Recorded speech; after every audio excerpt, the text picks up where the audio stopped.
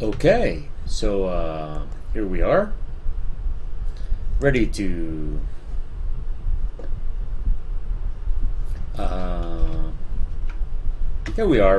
start our broadcast today.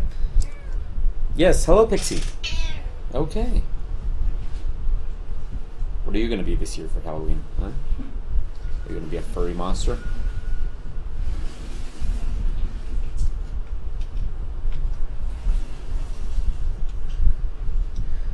Okay, so let's here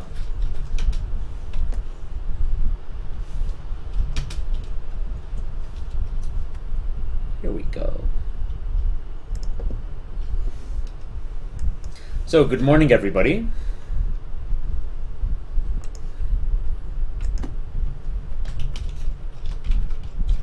I'm just doing all my posts and all that kind of stuff, and I think we're ready. Okay. Wait.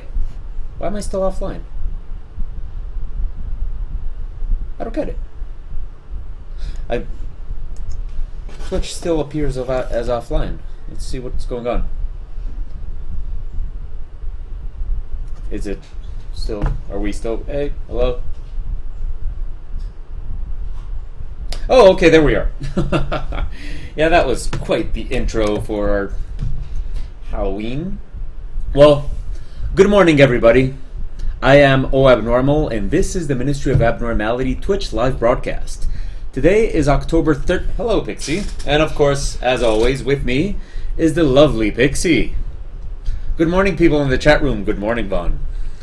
Today is October 30th of 2015, and it is the day before my favorite day of the year, Halloween. So today we're going to draw a little something special because, well, I'm not going to broadcast tomorrow, so today here on the Twitch live broadcast is Halloween. For us, at least. So what are we going to do today? Today I decided, okay, why don't we do something nice and Halloween themed, and why don't I mix it with one of my favorite things? You know what one of my favorite things is, it's Dark Souls. So I decided, okay, why don't we draw death itself? Gravelord Nito from Dark Souls. Let's, okay, so yeah, you know, why don't we just draw Gravelord Nito and see how that goes. Let me set up my second screen here. So, today from 9 to... No, wait, what are we doing? Okay.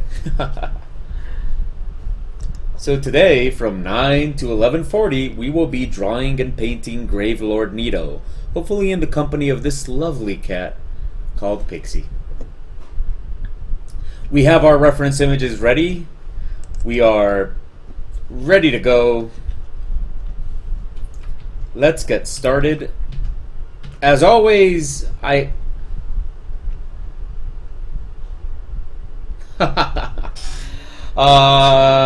No, this is Gravelord Nito. Now, good morning, Maudras.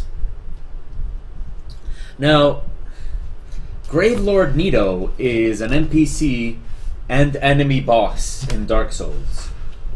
And he's a fascinating character. He was the first to die. Now, we're not entirely sure if that... Pixie, come on. You're ruining, like, the whole spooky vibe here. See, I got my Dead Space shirt. I'm gonna draw like death, and you're just cuting the whole thing up. Don't make it cute. Yeah, you're making it cute. You're not a spooky cat. Where's Golem? He's a black cat. He would be perfect for today's stream. But you're a white cat. You can come back on Christmas. Okay. We should call Golem. He's a black cat. He's a Halloween cat. Golem and Raijin. Raijin is an orange cat. He can be a pumpkin. But you're white. You're for Christmas. You're a winter cat. Are you thinking about it? There we go. Okay. So anyway, as I was saying, in Dark Souls, Gravelord Nito is the first to die. He was the first. Well, I mean, it's not clear. It's not entirely clear if he was the actual first being to die, or if he was the first being that kind of consumed his soul for death. It's not entirely clear, but what is clear is that Gravelord Nito is the bringer of death. He is the one that brings death to all living things. He's a very, very interesting boss. He's not particularly the most difficult boss, but that doesn't make him any less cool.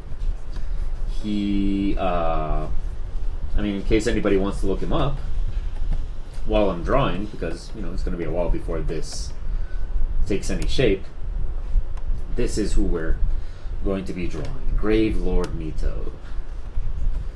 Now, I'm working a little bit here on the composition, and good morning, people in the chat. We have Vaughn, we have Mao, we have Cardinal Upchuck and Matilald, whose name I have become quite, I've become quite adept at pronouncing. Right, Pixie?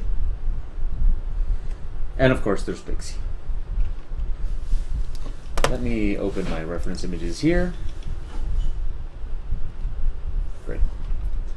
So yeah, so today we will be drawing the Gravelord, and you guys know me, I love skulls and that kind of stuff, so it should be a lot of fun for me, and hopefully it will be a lot of fun for you.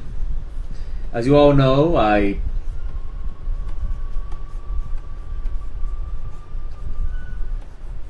Gravelord Nito, I mean, unless you've, you know, Pixie, this is very uncomfortable. This is not really the ideal way for me to draw. But in any case, Gravelord Nito is like this huge mass of skeletons and death and miasma, and he's a very interesting character visually. And he carries the Gravelord's sword, which we will also be drawing. But he is like this huge mass of death. So we're gonna allow him to take shape.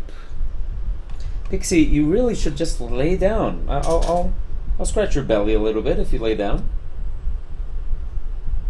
I don't get it. We already... Okay, whatever. I'm gonna need... Come on. There you go. There you go. Okay, there we are. No, come on, don't pop back up. Oh, now you're angry? Well, what are you gonna do? It's a temperamental cat. So anyway, yes, I was thinking about what I could kind of draw for Halloween, for a Halloween-themed broadcast, and I thought, well, you know, Gravelord Nito is truly something interesting. So why don't we do that? Now, people of the chat room, what are you guys going to do for Halloween?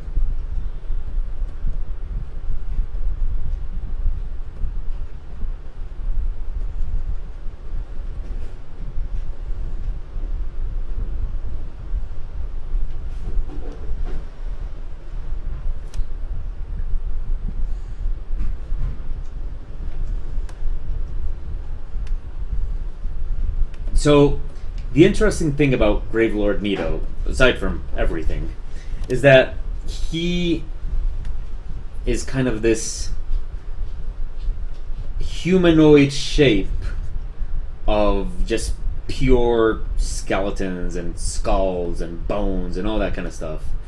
And he wears like Death's cape, but it's not actually a cape, it's just kind of like this cloud of disease and toxicness and stuff like that.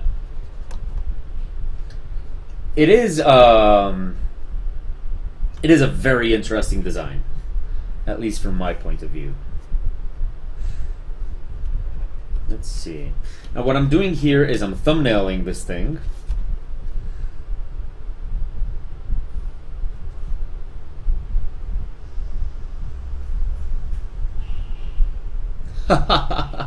Okay, Vaughn. Okay, I see. Carton Upchuck is gonna go to a wedding and then maybe escape to catch the Rugby World Cup. So your Halloween is not very Halloween-y. Okay, well, so yeah, you're no good. Now Vaughn is gonna buy a name tag and write, "Hello, my name is Inigo Montoya."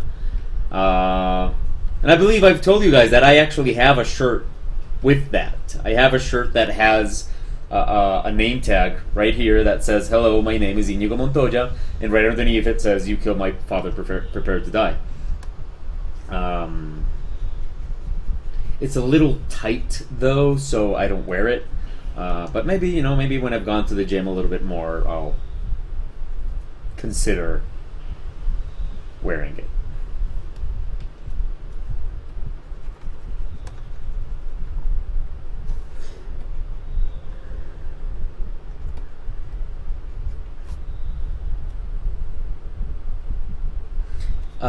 Matilald says Halloween isn't really my thing. Our mask holiday is in the spring. Do tell us more, Matilald. I mean, yes, you guys suck for not celebrating Halloween, but tell us more about your mask holiday.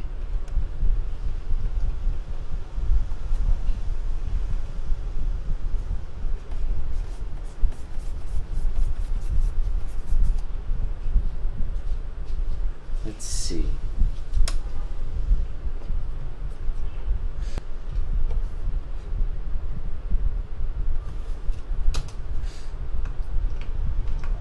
So right now I'm just kind of exploring this image, thumbnailing it.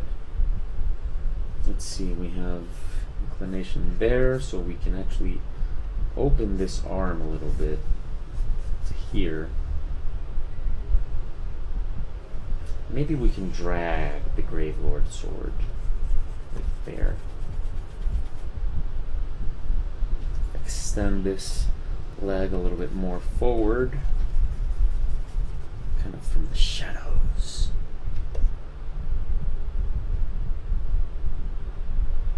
Let's rotate this image.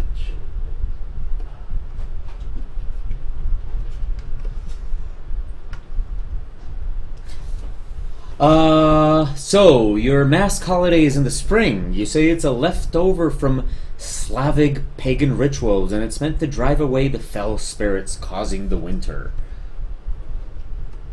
Well, I kind of like the winter. So, what now? Okay, first of all, you're going to have to tell us where this is, because, that's what I'm wondering. Like, where is this?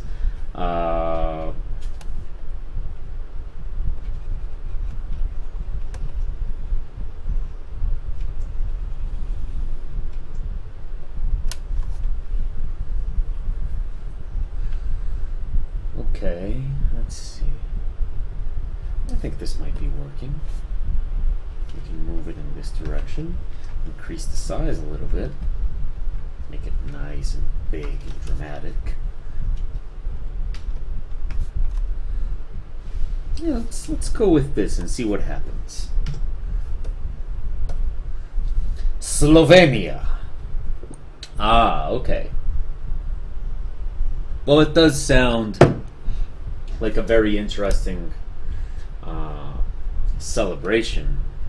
Don't see why you can't celebrate Halloween, though.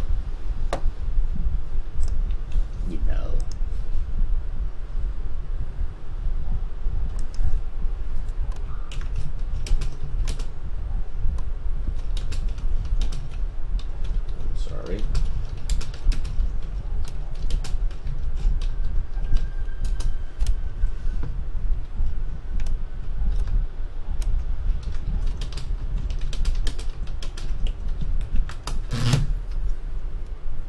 Okay, So now what I'm gonna do is I'm looking up like colors for. Okay, we're gonna have a nice cold kind of color scheme. Yes. And we're gonna have some warmth on Nito. He's not a warm character particularly, but he does have a flame. So let's play around with that.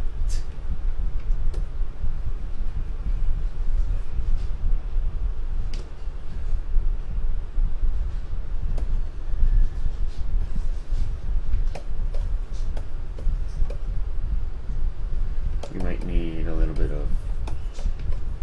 Okay. So this is going to be very, very painterly. We're not going to draw so much as paint. I've been drawing all week. You know, drawing like very defined lines all week and all that kind of stuff. So, you know, I kind of feel like painting this time.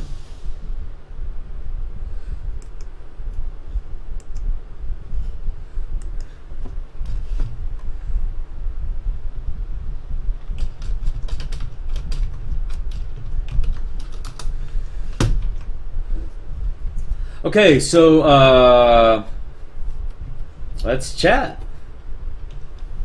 Come on. What have we got today, guys?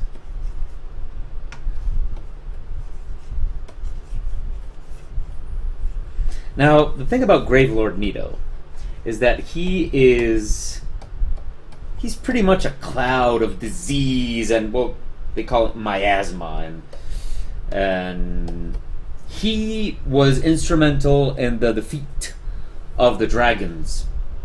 He, Lord Gwyn, removed the dragon's scales, which in Dark Souls is what gives dragons their immortality. So when he removed the dragon's scales, Gravelord Nito came in and infected them with disease and death and miasma and all that kind of stuff. So he was instrumental in the vanquishing of the dragons. He's not a good guy, but he is very much a character that kind of minds, boss that kind of minds his own business. You can even serve him in the game if you want.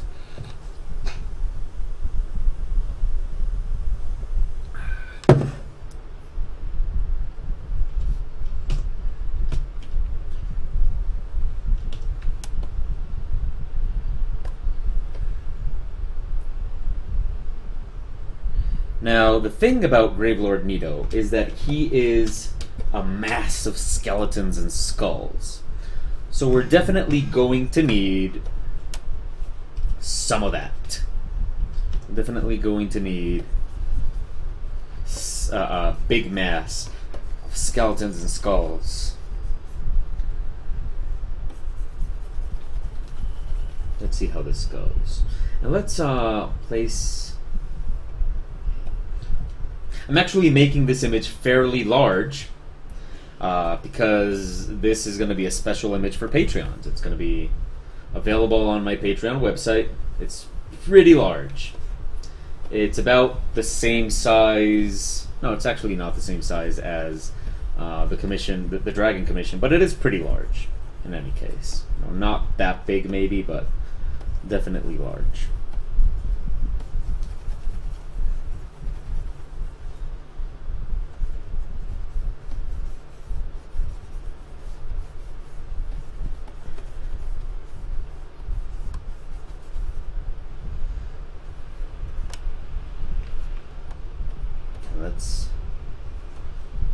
Let's see what we can accomplish here. So what I'm going to do is I'm just going to start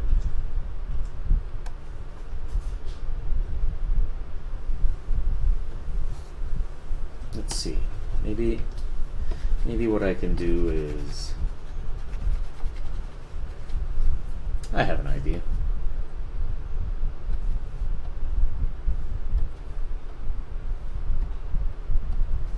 Now this should contrast pretty well with this. Nice.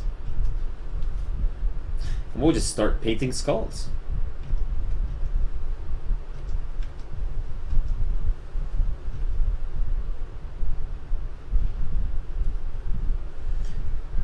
So, what about the rest of you guys? What are the rest of you guys up to tomorrow and today? I mean, if any of you are celebrating today. Today I'm going to be doing some makeup.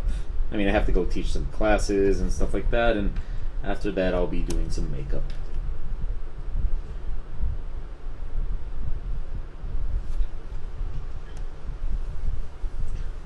I'll be doing some Katrina makeup, which is nothing new. It's not particularly original, but it's always fun and it's always beautiful. So I never get tired of doing that.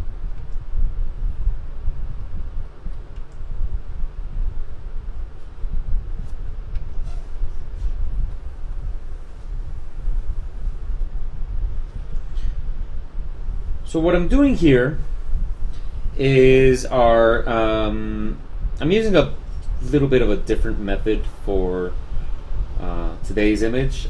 Basically, I make everything dark and I kind of extract my image from the darkness, which is actually very appropriate for a game called Dark Souls.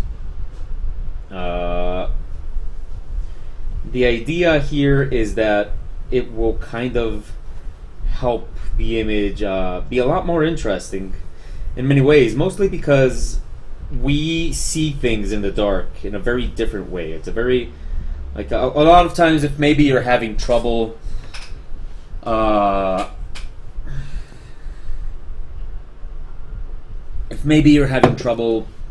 finding like what you want your image to be or what you want to do or something like that, doing what I'm doing right now can actually help.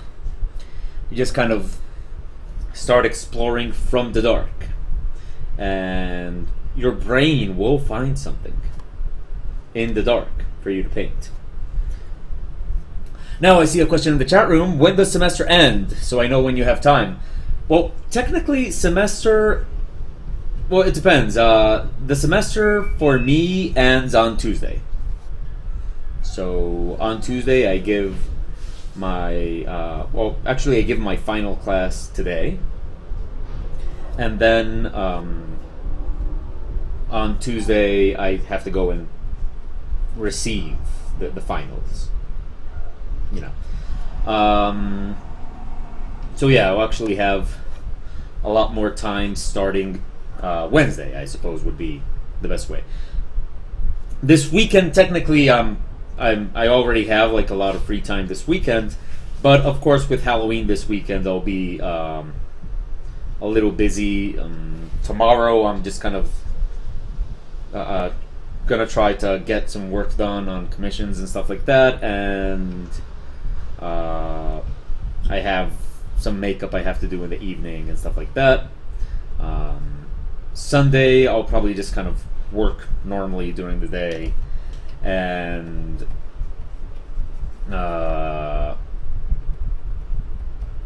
Tuesday is a holiday here. Basically, well, November 1st is a holiday most everywhere. Well, no, actually I don't think most everywhere. But anyway, yeah, November 1st is a holiday, but here where I'm from, they move holidays over to the next available Monday so that people don't miss them, because, I don't know, people don't like to work in this country, I guess. But anyway, I'm going to take the holiday kind of off, kind of a pre-celebratory semester's over thing. Just kind of take Monday off, spend it with my girlfriend. I'm not sure I'm going to be able to see her on Halloween because of the makeup I'll be doing, so... And it's also her favorite day of the year, so... It's kind of like, okay, you know, let's just hang out on Monday then. And then, you know, on Wednesday I'll be all set to kind of dedicate the rest of the year to this, actually, to commissions and broadcasting and stuff like that. That's kind of my idea. So if anybody watching has like a desire to commission something or anything like that, these days are actually the best days to send me the emails that you with your ideas and stuff, because these days I will be actively looking at my emails and searching for stuff for work, right? Kind of programming the rest of my year. Making sure that 2016 has a good start. It's a little bit early to be thinking about... No, actually it's not. It's not early to be thinking about 2016. I suppose it's smart.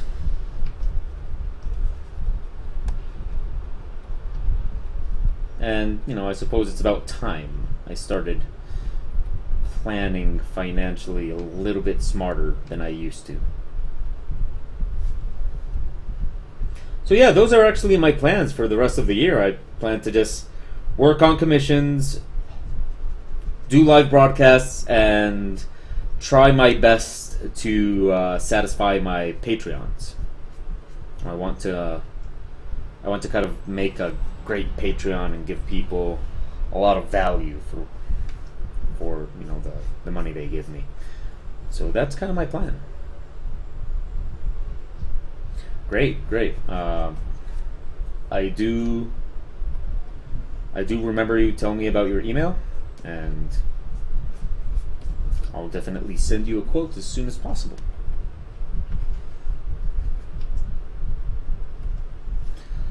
So what about the other people in the chat room? What about Mao and let's see who we got in the chat room. Okay, I think Mao left. Okay. So anybody else have any plans for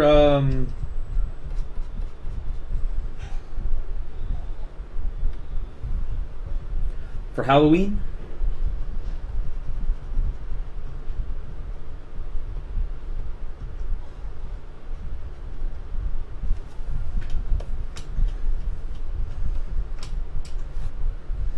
So yeah, as you can see, this style of painting allows you to kind of... It allows for a little bit of experimentation. It's a different style, definitely. And I'm just constantly looking at reference images of Gravelord Nito.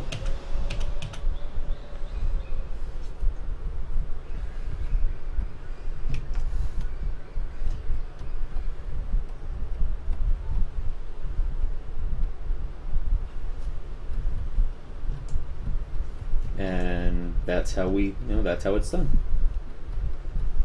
Of course, I mean, it's not going to be just like this. We're going to... Fortunately, he's a very dirty character, so I love painting dirty kind of compositions and stuff. Wow. Okay, come on, Photoshop. Don't do that.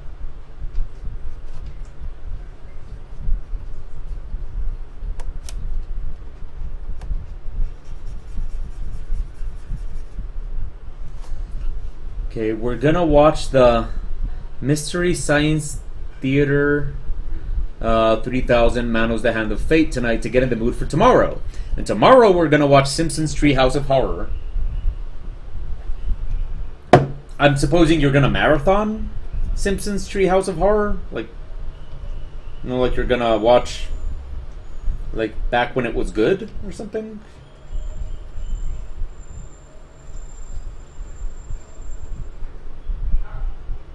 I mean, I'm guessing.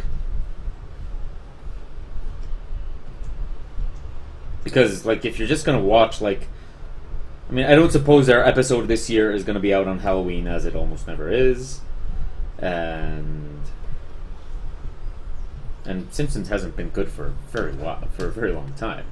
So I'm just guessing you're gonna watch, like, old Treehouse of Horrors episodes.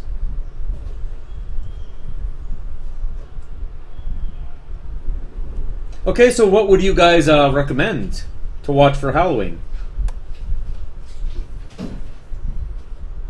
Okay, let's do that. Let's do that in the chat room. Okay, let's recommend movies and games for Halloween. And I'll read them out for anybody watching later on to have ideas to what they can do on Halloween.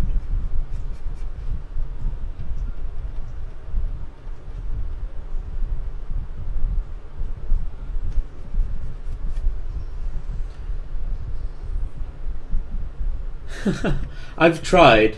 Like Vaughn says that they haven't watched a new Simpsons episode in almost 5 years. I've tried. I guess I'm just not like I really haven't found not all episodes are bad. I've seen some awesome stuff ever since the movie, but not a lot. It really kind of doesn't click with me anymore. I suppose I'm just not the target audience of The Simpsons anymore. I really don't know. But yeah, The Simpsons hasn't clicked with me for a while.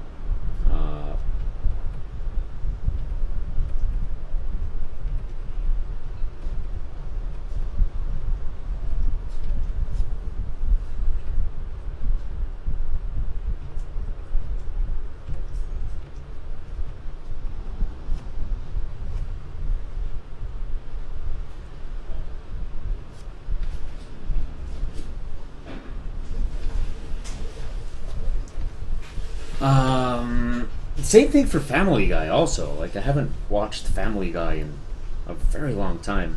I don't... Yeah, I'm very, very out of date with these shows. As a matter of fact, I don't really watch shows in general. I'm just not very good at it. I'm good at marathoning a show, but even then, I have very, very, very poor show stamina, or so to speak. I kind of don't last very long watching them, and I kind of lose interest very quickly. And it's sad because most of the shows that I like, they always get canceled. So my girlfriend, on the other hand, she loves watching series. So every now and then she kind of brings me a new series that she wants to watch with me, and that's kind of like when I watch shows. I just kind of watch them sometimes with my girlfriend. And let's see what this arm is like.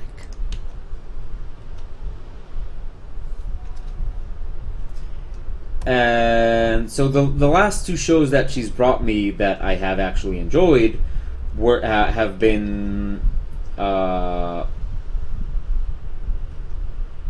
shit, I forgot the name of that sci-fi show. Oh, crap, what is it? It's this sci-fi show of Defiance. She brought me Defiance. Like, she said, okay, let's watch Defiance and Penny Dreadful. And I like them both. I enjoy them both. And we were watching them both, but I just kind of found out, or she told me, that Defiance got cancelled. I'm like, damn it, that always happens with the shows I like. I never watch any shows, and as soon as I kind of manage to get into a show, it gets cancelled. So yeah, they canceled Defiance, which is sad. She also kind of got me into Helix, which I don't think continued being made anyway. So that was also kind of sad. And right now she has me into Penny Dreadful, which fortunately still seems to be going strong. It seems to have a third season for next year. But unfortunately, we are also like 2 or 3 episodes away from just finishing what there is available of it. So, that's we're gonna run out of that soon. But I do love those series. Like, I really enjoy them. And oddly enough, I don't watch a lot of animation. Mostly because, well, I can't. Most of the time I'm just drawing. And you can't really watch shows, like animated shows, while you draw, because they're very distracting. I rarely ever sit down just to watch a show, and when I do, it's mostly, because I'm hanging out with my girlfriend. And you know, she's into a certain type of show. She has the shows that she watches.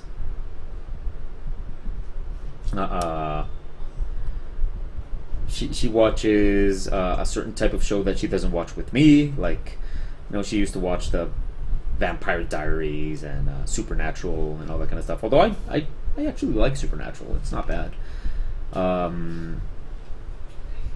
But she doesn't watch those with me. She just watches those at home and stuff like that. Now, I see in the chat room that Matalald says that Defiance the show might have been canceled, but not Defiance the MMO. Yeah, I remember something about that. I remember something about, like, Defiance being tied to this whole kind of property thing where it's like a show and an MMO and everything like that, but I have to admit, I've never really looked into it. And I don't know if any of you guys have looked into it, but I'm guessing it's not very good, since I've never heard anybody talk about it. Like, I've never like, I enjoy a lot of video game news and stuff like that, and I've never really heard any video game news source talk about Defiance. So I'm guessing that it's not very good. I don't know. If anybody plays it, I'd love to know.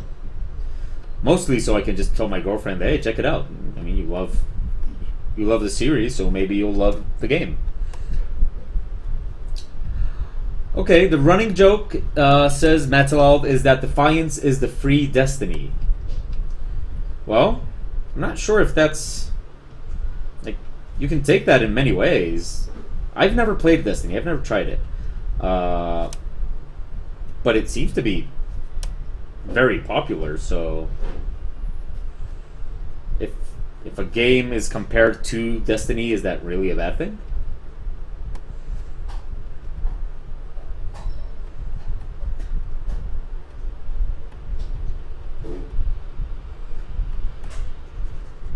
Let's see.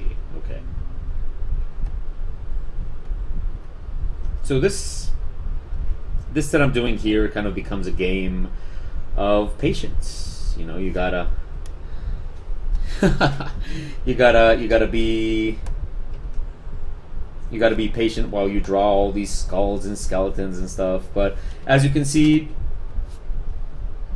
we won't be showing all the skulls and skeletons, basically because Nito is a very dark character, so we're definitely going to use some heavy lighting, and that's probably going to make it so we don't have to draw all the skulls and skeletons.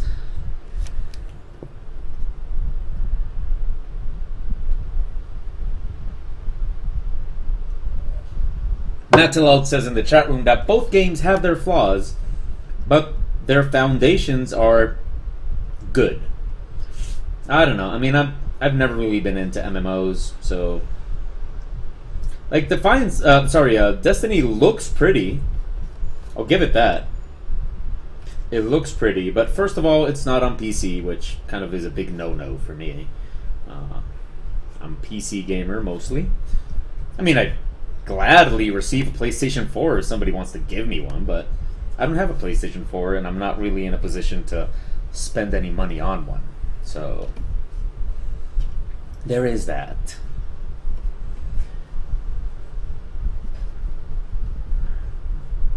And if I had a PlayStation 4, it would kind of just become my Bloodborne machine. There are probably some exclusives that I would want to check out. Okay, so that's 2, 3, 4, 5. Okay.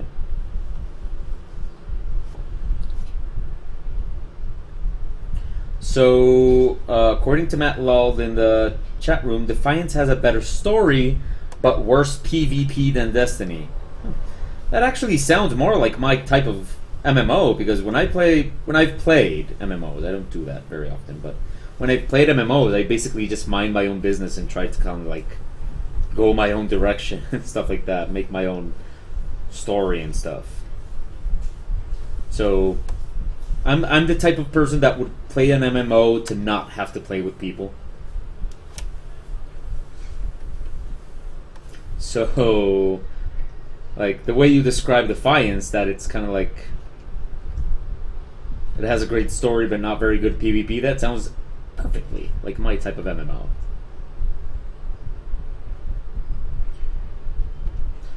Not to sound like a scratch record, but my favorite type of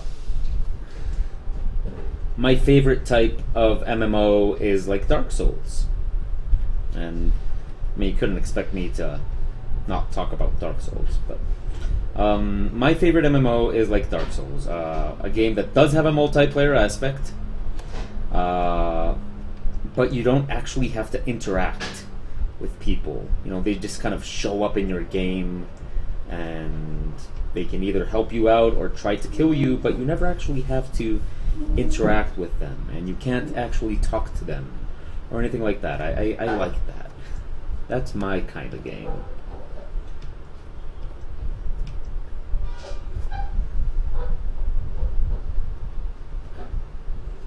That being said, you know, I'm always willing to try new stuff. You know, it's not like, you know, I'll try anything once. It's just that, like, a game like Destiny, you have to pay for it, so...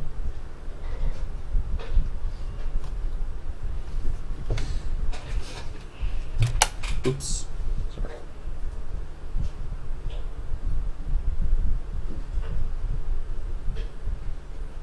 I disconnected my headphones.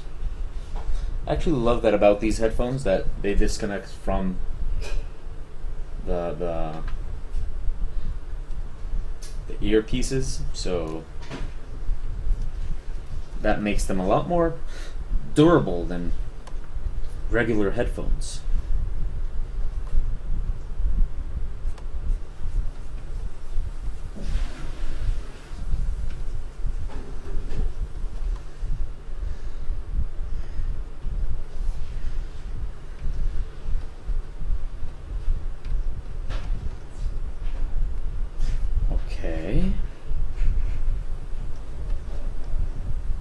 So a lot of this is kind of looking very simplistic, like a very simplistic way to draw skeletons and stuff like that, but then we're going to add some sweet lighting effect, and it's all going to look pretty, I hope, pretty awesome. You never really know. It might just, you know, we'll have to wait and see.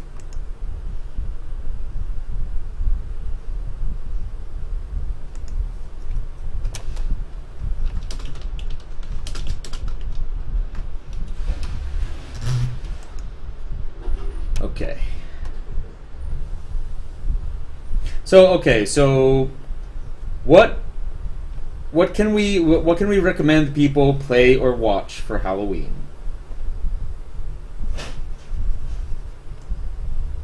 What movie would you watch? Okay, let's talk about scary movies. What's your scary movie?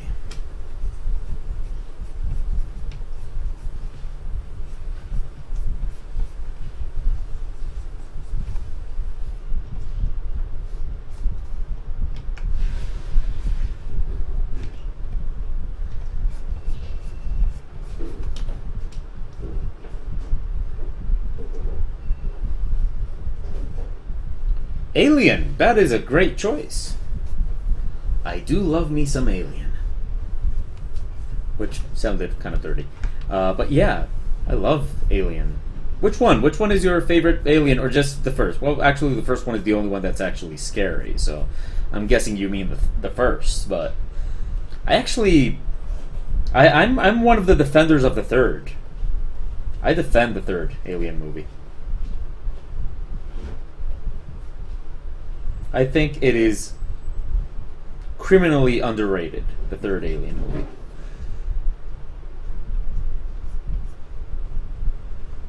And I actually believe that the third Alien movie kind of goes back to the roots of Alien in many ways, where they basically put you in a situation where you're trapped with an alien. So I kind of like that from the third movie. Oh, you've never seen the third Alien movie? Well, almost nobody recommends it. A lot of people say it's real bad. I love it. I love the third Alien movie. So I would highly recommend it. For Halloween, I would recommend the first, of course. I would recommend the third, and those are the ones I would recommend for Halloween.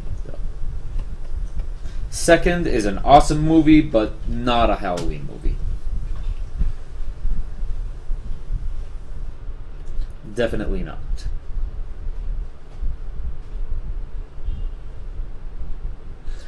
Okay, Cardinal Upchuck says, I quite like them all, but first is the best, and Alien vs. Predator, however, I thought was utter gash.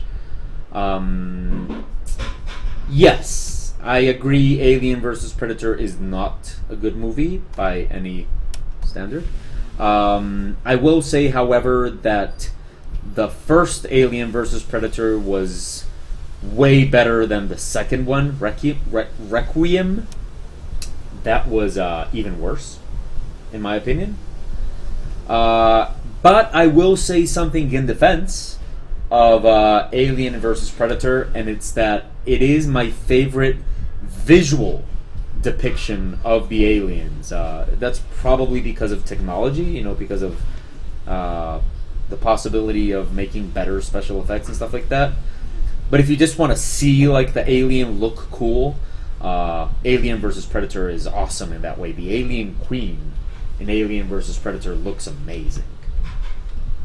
So there is that. I mean, there is that in its defense. It's a very good-looking alien movie. It is true, though, what Matalald says, that, you know, it's a different franchise altogether. So, you know, there is that.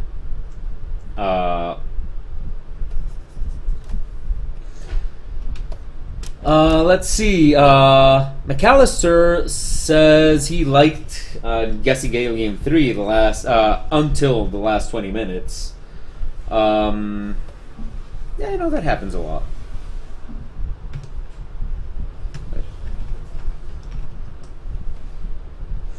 Let's see. Yes, of course, yes. Referring to the third Alien film. Requiem, though, was a big pile of garbage. Totally, like I've actually tried to watch the movie and I always end up falling asleep. It's that bad. And I was not a big fan of. I mean, this is a completely different franchise, but I was not a big fan of Predators, like that last Predator movie that they made. First of all, I don't get what the appeal of Adrian Brody is. I don't. And I also don't get people that think he's very good looking. Like, you know, I'm not into dudes, but like, I look at Adrian Brody and like the way women drool over him, and I'm like, I don't see it. You know, I don't see it. I don't get it. I don't get what the appeal of Adrian Brody is. This is actually very large. Let's make this smaller. So if somebody can explain Adrian Brody to me, I would be very much appreciative, for it would help with my understanding of the world. Other than that, I don't get it. Like, when did Adrian Brody, and why did he become... Like, I don't see the guy, like I know he's a good actor and all that, but then again, I've never seen him in a role that isn't, like, sad-looking dude. Like, that's always his role. Like, Adrian Brody, sad-looking dude. That's it. That's all you get from him. So I guess maybe I'm missing something. You know, maybe there's something about Mr. Brody that I'm not quite getting. I also don't get, like, the sex appeal that he seems to have. But, okay, again, you know, probably not the target audience. But I don't understand, most of all, is why they cast him in a movie like Predators. You know, it's a sci-fi action film, and he is not... I don't know. Then again, maybe I just don't know cinema. I like Schwarzenegger, so... So what else can we watch for Halloween?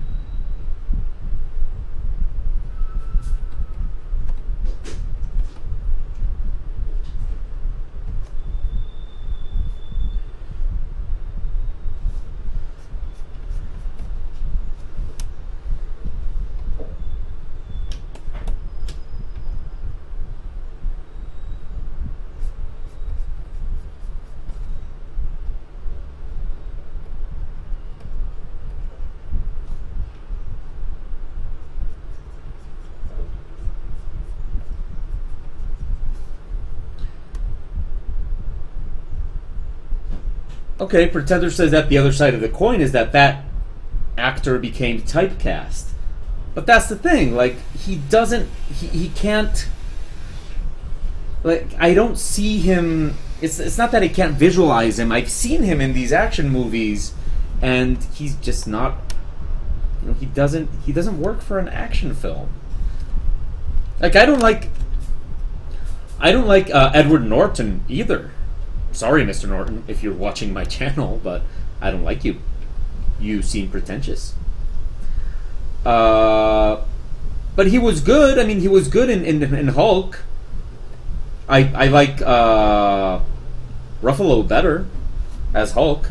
But, you know, Edward Norton was a good Hulk because he had that kind of face of guy that's, like, not very intimidating and kind of suffering all the time. So it kind of works for Hulk. I don't think he would have worked very well in Avengers, though. I think Ruffalo was the... I mean, I know that's not the reason they stopped using Edward Norton.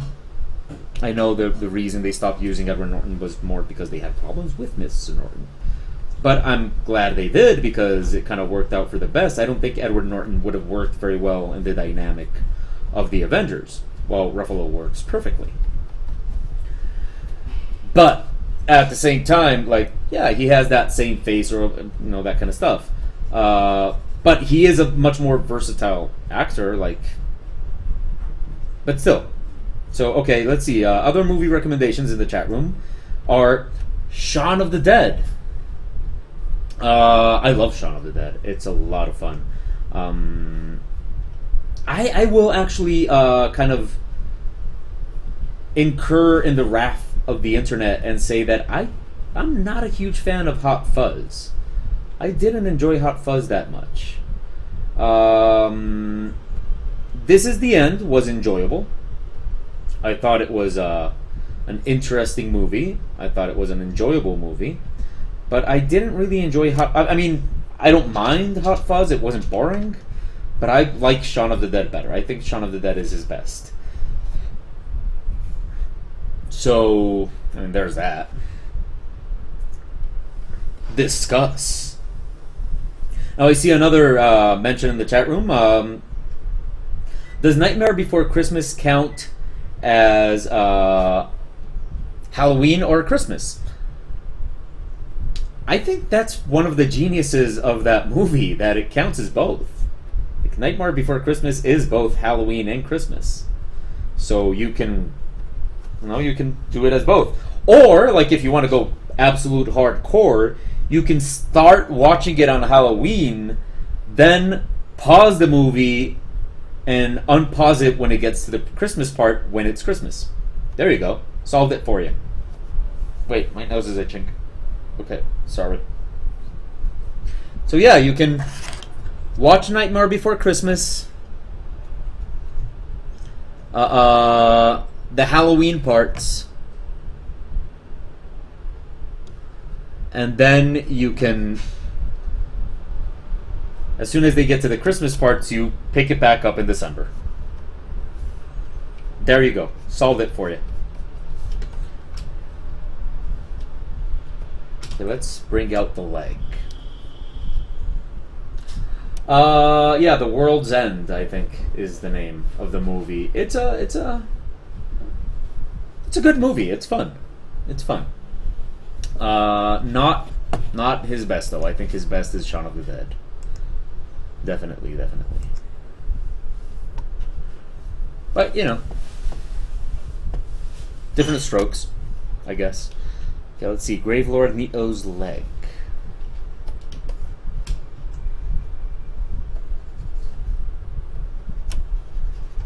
Now his leg is something a little different, and I think it's time we start. Okay, now we stop drawing like skeletons specifically, and we start focusing more like on shapes, kind of skeletal shapes. Because Lord Nito is not just skeletons; it's more like a mass of bones and stuff. Not so much like some parts of him are just kind of skeletal.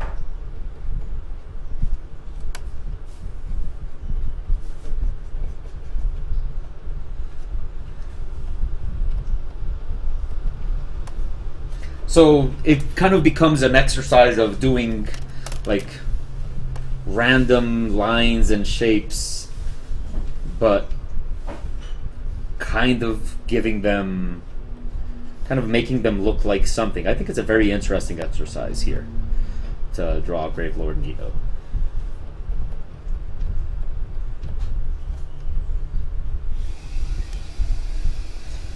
So yeah, I do think Shaun of the Dead is his best movie, and I actually think Shaun of the Dead is one of the best, if not even the best, zombie movie. A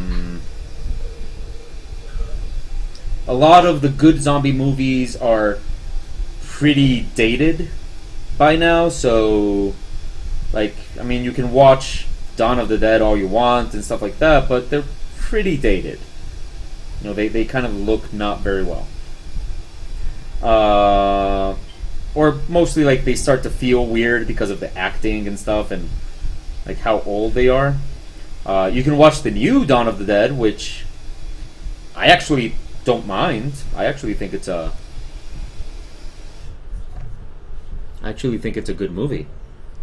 The new, I mean the newer version of Dawn of the Dead. I enjoyed it. Let's see, what other movies do we have for Halloween? I think one of my favorites is I mentioned this. Maybe I mentioned it yesterday. I don't know. But I think one of my favorite kind of monster, not so much horror, but kind of horror comedy-ish movies is Slither. I love that movie. Slither is so much fun. Yeah, it's a fun movie. I recommend it a lot.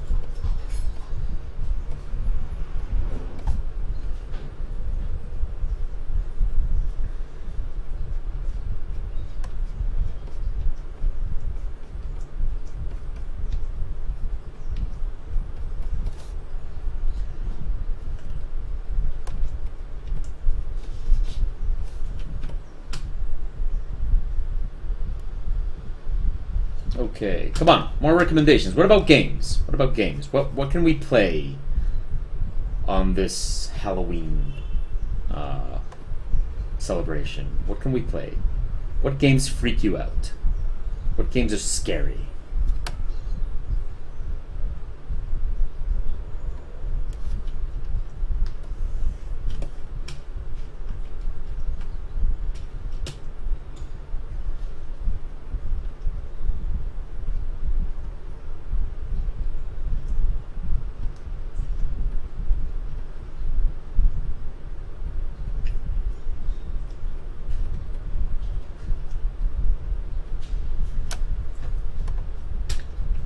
Oh, Alien Isolation. I haven't actually been able to play that game. I don't have it. But I've always been curious about it. Like, is it something you would recommend?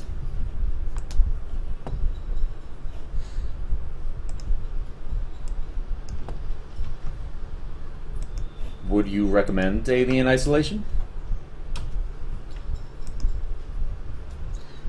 I'm curious about it. I'm also curious about the new Soma game. But I'm not entirely sure about it, about trying it, because, they're the makers of Amnesia, and I did try Amnesia, and while I like Amnesia and something, and all that, I find myself not able to play it for very long. Not because it freaks me out too much or anything like that, but mostly because I think Amnesia is a little bit frustrating. Like I like their mechanics and I like what they're trying to do and accomplish with it, but there comes a point where it kind of just takes me out of the game. That, you know, the whole sanity meter thing and all that kind of stuff. It's fun. I like it. It's very innovative and it works with the game. But sometimes it's just like, okay, look, there's being afraid of the dark, and then there's whatever this guy is, because that's absurd. Like, this guy has a psychological condition. Like, he is, I don't know what it's called. Maybe if somebody in the chat room can help me out here and see what being, like a phobia of the dark, what it would be called. But the guy in Amnesia, he has a phobia of the dark, because, I mean, he just starts going crazy if he's in the dark for too long, and that's where it kind of stops working for me. I'm like, okay, you know, that's...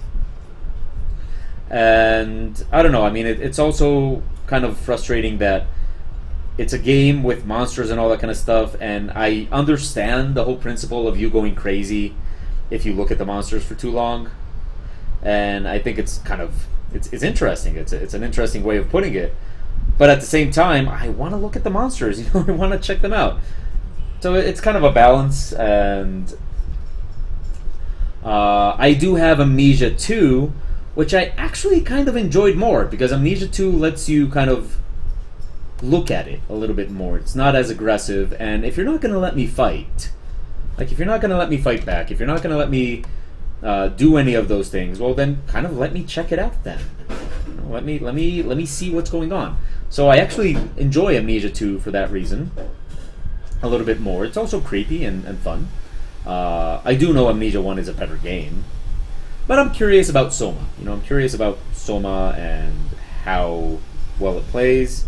I also haven't played Outlast, so I'm not sure about that one. And I'm definitely not into stuff like Slender or anything like that. That's not, like, I think it's funny. I think I get the appeal of Slender, but definitely not my cup of tea. You know, not, okay. You know, I guess I'm too aware of the origin of the Slender Man to be able to enjoy it as something scary.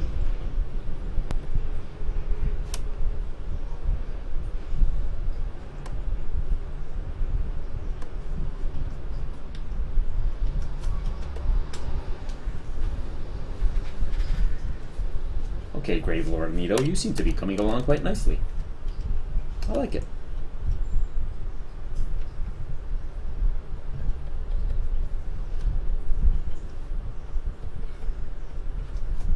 You have to be careful not to exaggerate too much with these skeletons, because the idea is that Gravelord Nito is a being of dark. So,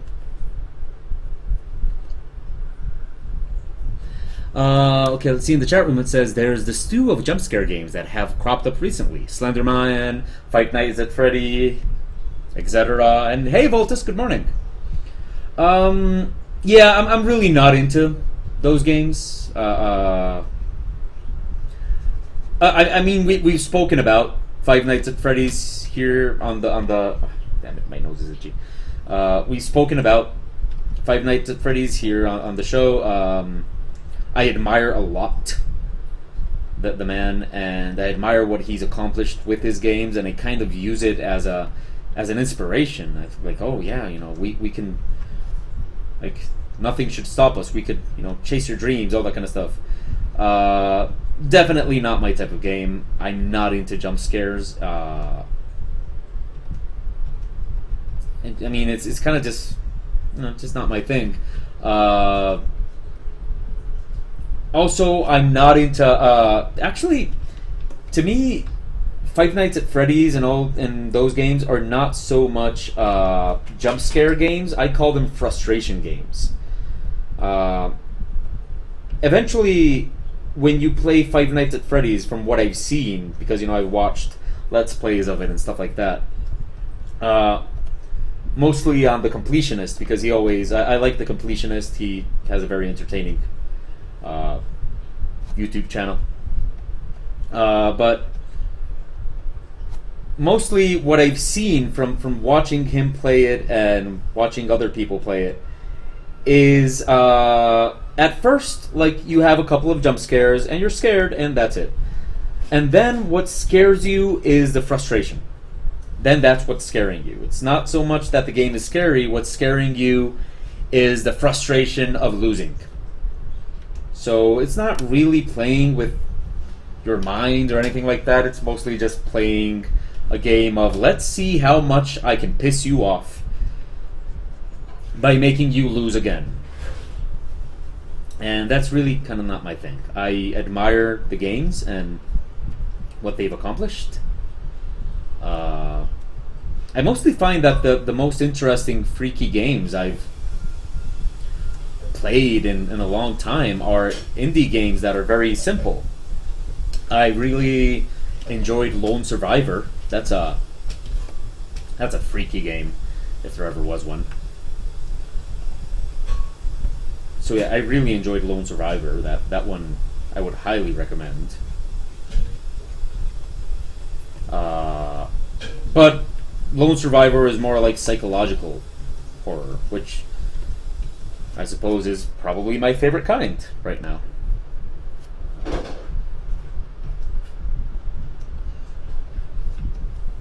So, what about you, Voltus? What are you going to do for Halloween, if anything?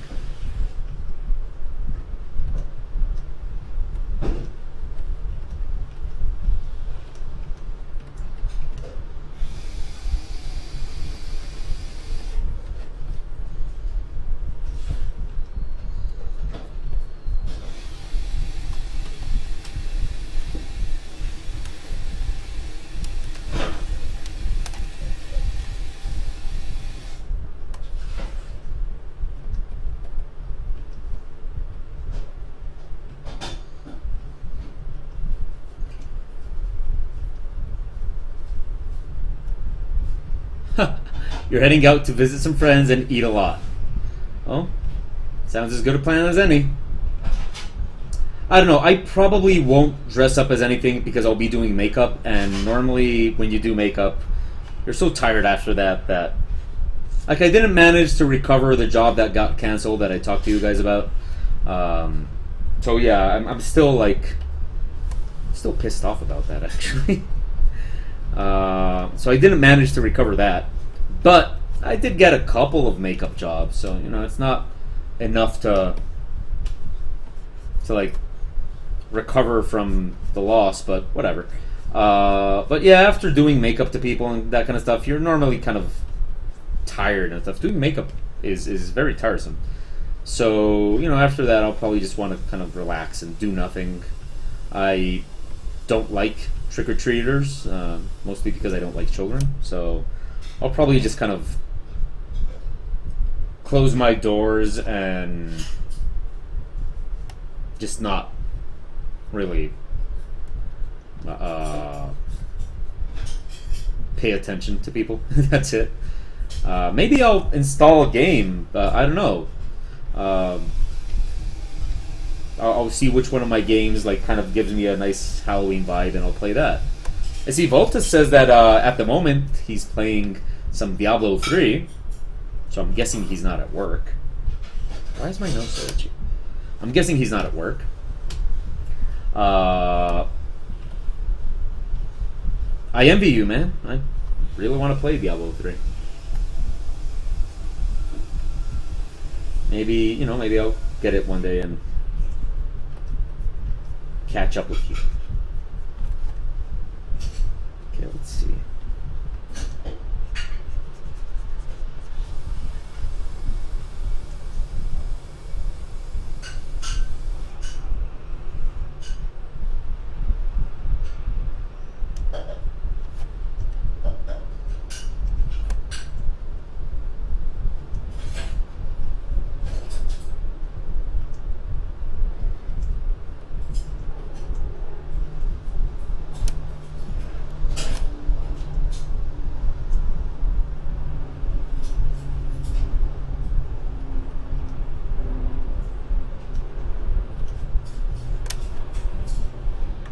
Okay, so if anybody watching is wondering about today's comic, this is basically today's comic. it's Halloween, so I do a Halloween themed thing.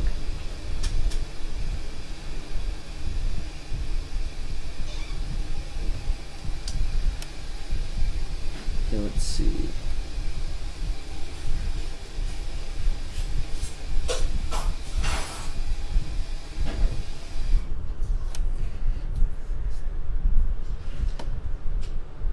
Okay. It's coming along nicely. Let's have a nice look at... I'm using... I'm checking out on my other screen images of the Gravelord Nito, and what I'm going to check out now is his sword, because it's Gravelord Nito... Gravelord sword. Here we go. Let's see what we got. The Gravelord sword. Let's check it out here. Let's see, a nice, clear version of the Gravelord sword. Let's see this one.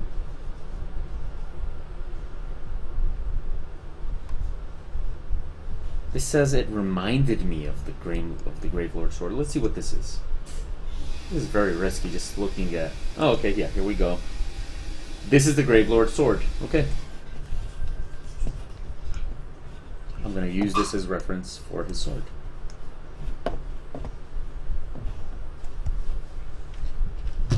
Okay.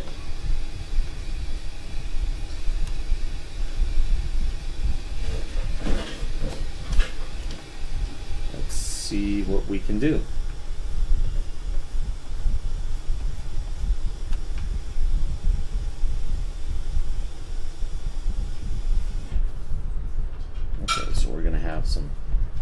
I'm going to take a little bit of liberties with this sword because it's very complex visually, so I'm just kind of interpret it as I see.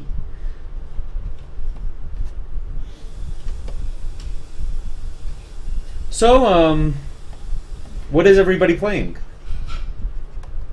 Voltus says he's playing Diablo, so that's cool. Again, MVU. What is everybody else playing? If anything at all, of course. I mean, not at this moment, like not right now, but you know. And what are you playing these days? I recently got back into Borderlands 2, having a little bit of fun, getting back into it. And I also am still playing Demon's Souls.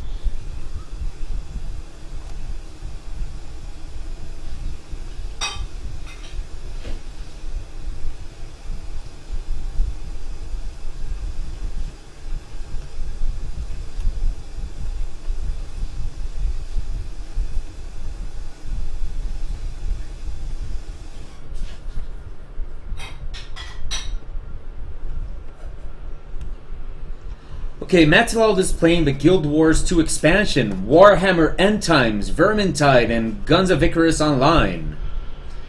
Kaito is playing Lord of the Rings Online.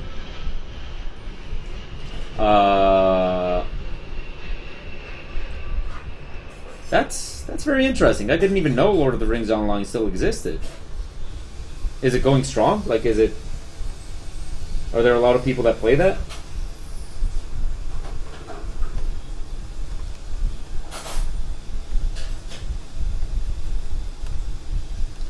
Lord Ebo is not playing. Hey, Ebo! Why hadn't you said hello? Not playing anything at the moment. I still dabble a little in Minecraft, and I play Rocket League and Prison Architect on Steam. I've always been curious about Minecraft, I have to admit.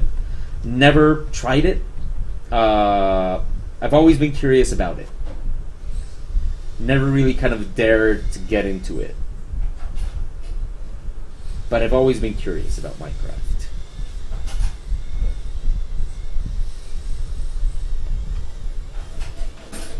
You know, not even sure if it's something I would like. But I have liked Terraria and Starbound. I loved. So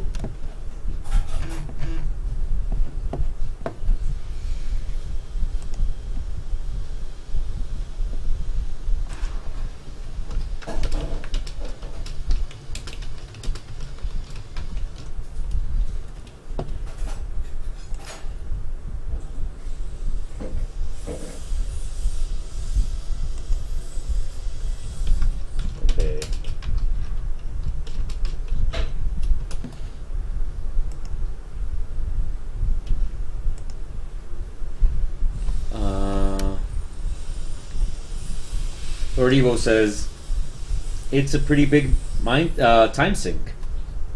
Yeah, that's what I'm afraid of.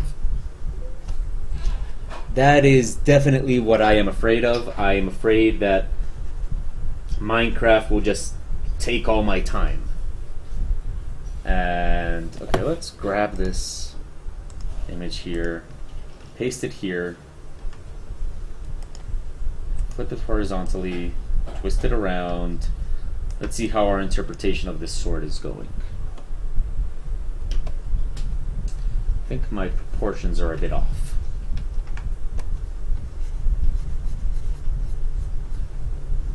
I mean, I don't need it to be exactly the way it is, but let's at least guide ourselves a little bit with it.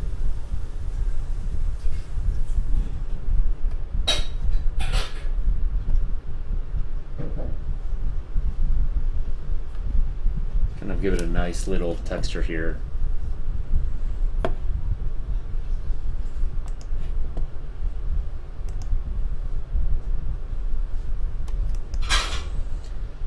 Okay, so Kaito says that the servers are being server consolidation for Lord of the Rings Online. Okay, and Vaughn says that they're trying to learn more kanji, so they're currently playing Final Fantasy 7 and 9 Japanese versions. Okay, there's another subject for the chat room. What are your favorite Final Fantasies? And what are your least favorite ones? Why not? Let's troll a little bit and see what happens. Let's see what everybody's favorite Final Fantasy is and what everybody's least favorite Final Fantasy is. I once heard a theory that your favorite Final Fantasy is just the one you played first. Or that, you know, the one you played first is always going to have like a special place for you. I agree with that. I definitely agree with that.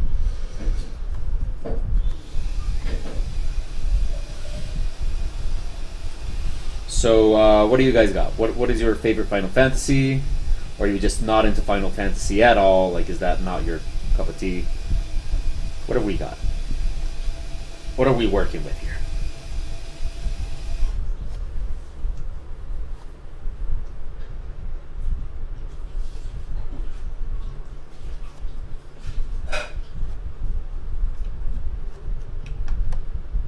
Okay,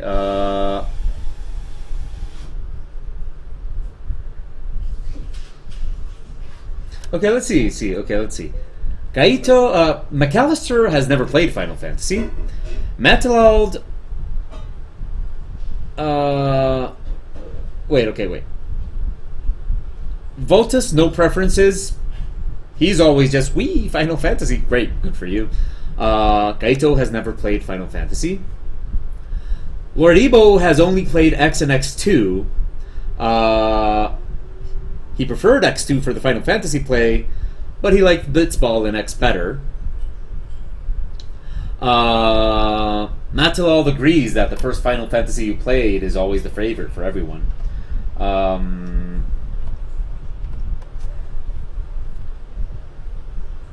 McAllister asked about the remake of Final Fantasy VII. Yeah, it is coming out.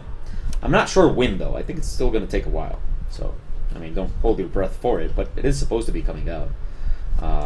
That's definitely... Like, I've never been able to finish Final Fantasy VII. My first Final Fantasy was Final Fantasy VIII. I love Final Fantasy VIII. I know a lot of people don't like it, but it's my favorite. Or one of my favorites, actually. And... after that, I kind of tried 7, but I was already too old, and it's a clunky game. Like, if you play the original 7, it's a very clunky game. So, you know, I kind of saw it and was like, yeah, you know, this is interesting. I could get into it, but I'm not gonna. You know, it's a very clunky game.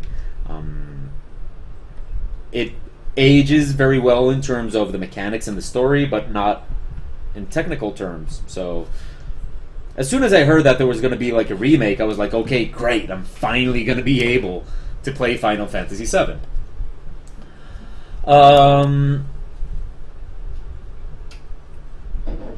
Matilode says Final Fantasy VII probably my favorite, but I like Final Fantasy VIII too. Haven't played Final Fantasy XIII enough to make an opinion. Vaughn says I think 9 was my favorite, but 7 was my first. Kaito says that they too would be tempted to try the Japanese version. And Pretender says Final Fantasy VI is my favorite after 8, with the whole mobile center.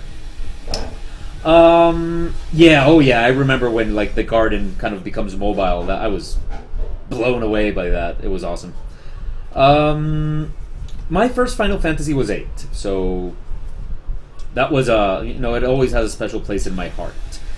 9 I actually don't like, but for reasons that actually have nothing to do with the game. I was kind of like my best friend at that time. He thought 9 was the best, and I thought 8 was the best. And he would criticize 8 and compare it to 9. So it's kind of like subjective, but I would always be like, no, screw 9, 8 is better. And that would kind of like that psychological aspect of it kind of stayed with me. And yeah, you know, so I've never been able to like get into 9 because I'm always thinking like, no, 8 forever, screw 9. So there is that. Hey, I'm objective enough to admit that I'm subjective. So I love 8. I love the story. I love the whole moving garden thing and all that kind of stuff. Squall is a very annoying character in many ways, but I kind of like him enough to ignore his whiny little aspects. I was in love with Rinoa, but I always thought Quistis was hotter. Yeah, like, Quistis was all over Squall. I don't get why he just didn't... Well, whatever. After that, I love 10. 10 is amazing, and X2 is so much fun. Like, a lot of people criticize X2, and I think X2 was just so much fun. It's a lot more lighthearted, but at the core, it's actually pretty heavy stuff. So I love X2 in its own right. I think it's a very fun game. Mechanically, I thought it was also better than X. I actually did enjoy playing Blitzball also. Never played 11. I don't do MMOs. I absolutely love Final Fantasy 12, which I think does not get enough love.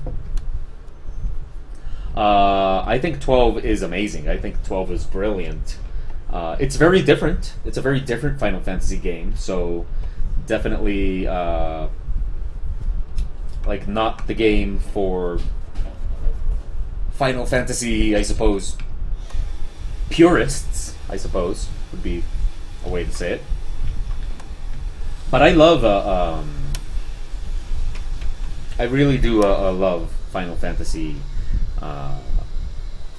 12. It has an amazing story, and the world, exploring the world in Final Fantasy 12 is a lot of fun.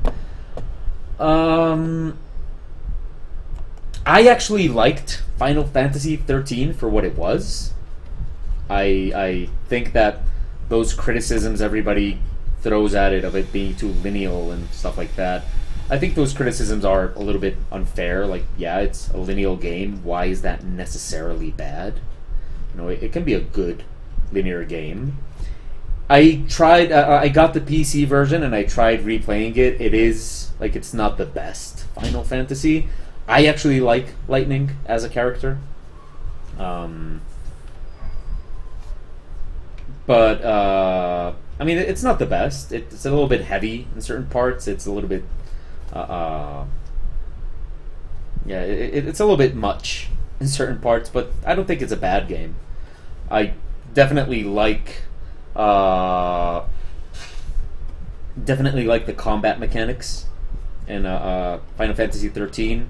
It has this fast-paced, kind of awesome combat mechanic that is actually a lot of fun. I thought it was very enjoyable.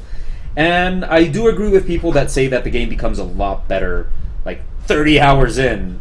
I understand people that say that, you know, that's not the mark of a good game, that you actually have to play it for 30 hours in order to enjoy it. But I did. I did play it for a long time. Back when Final Fantasy 13 came out, I had surgery. So I mean, this also has a lot to do with my taste for it. Like, a lot of games depend on, like, your situation when you played it. When Final Fantasy 13 came out, I had recently had surgery. I had a vasectomy. So I basically had to sit on my couch for a few days. It's not like the most difficult recovery, but it's there. You know, you have to sit on your couch for a couple of days. And I just sat on my couch and played Final Fantasy 13, so it's kind of a nice memory. I have 13 too. Haven't played it. Kind of want to replay 13 before I play 13-2, and I definitely want to play Lightning Returns as soon as it comes out for PC. It's taking a little bit long, though, to come out. So I don't know what the deal is there, but whatever. Okay, so that's the basic structure of Gravelord Nito. Now, Matalout says in the chat room that Final Fantasy 13 is probably... Oh, no, sorry. Lightning is probably the best character in Final Fantasy 13. And I'm going to agree with that. I don't hate Vanille as much as everybody else seems to. I think Vanille was a fun character. I definitely enjoyed, like, you know, her banter and stuff. I wasn't annoyed by Vanille. I did have a character in Final Fantasy 13 that I hated, though, and that was Hope. God damn it, I hate whiny little bastards. Hope with his constant crying and I hated Hope. I hated Hope. Snow was a little bit annoying too. What a douchebag. But in the end, he kind of is... Like, if you're patient with him, in the end, he becomes an interesting character. So there is that. But yeah, I actually liked Vanille. So yeah, I love Lightning. I think she's an awesome character. I think she's very interesting. And now let's see. We have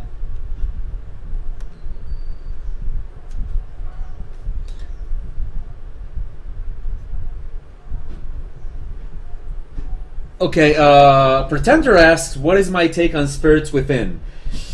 Man, I'm always going to have a special place in my heart for Spirits Within. Spirits Within came to my life, let's say it that way.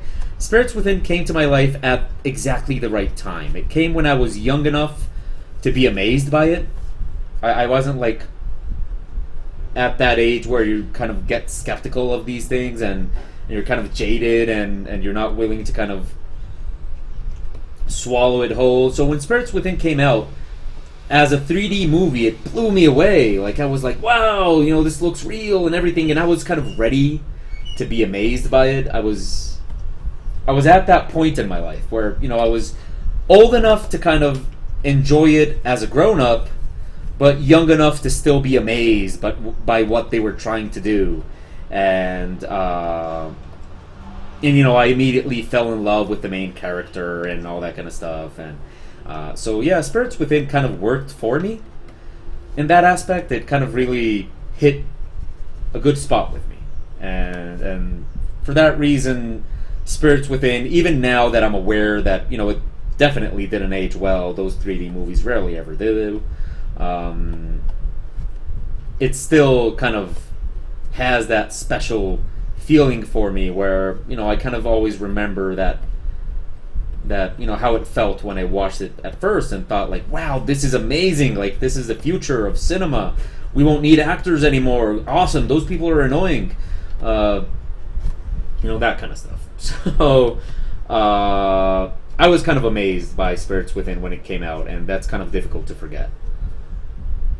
Advent Children,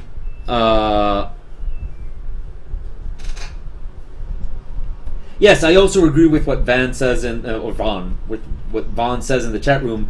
I would still like Spirits Within a lot better if it didn't have Final Fantasy in the name. But then again, Final Fantasy. I mean, the name is just kind of like a brand. They don't really have a continuing story and stuff like that. So, it was kind of easy to swallow in that aspect. But if it was just its own movie, I would have also kind of enjoyed it a little bit more, I guess. Advent Children was amazing. It is so bad, it's good. It's pure, unadulterated Final Fantasy. It's like everything that makes Final Fantasy what it is. Like the convoluted plots, the stuff you can barely understand, but you enjoy and you don't really understand why you're enjoying it so much. The angsty characters, the over-the-top fights. Cloud is quintessential Final Fantasy in that matter. The scenery, everything. Advent Children I thought was amazing. I love it. And oddly enough,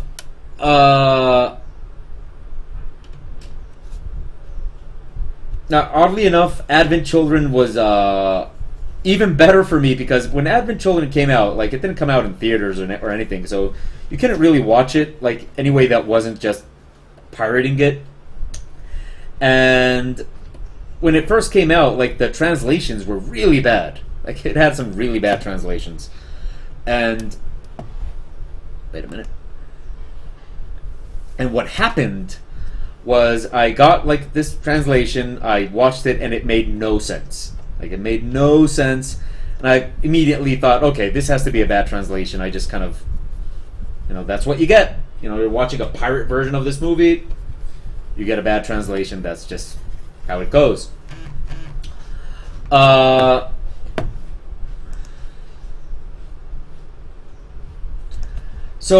what happened with Advent Children that was funny for me is that, looking for better subtitles, I found, like, these subtitles that you could place on the movie, but they were not, like, the serious subtitles. They were...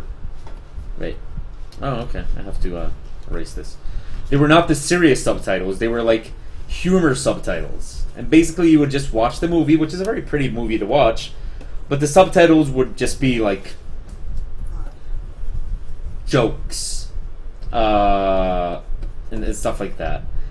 And, oh man, it was so much fun. I highly recommend it to anybody that, like, if you love Final Fantasy VII, look up like the humor subtitles for Final Fantasy VII. It is so funny.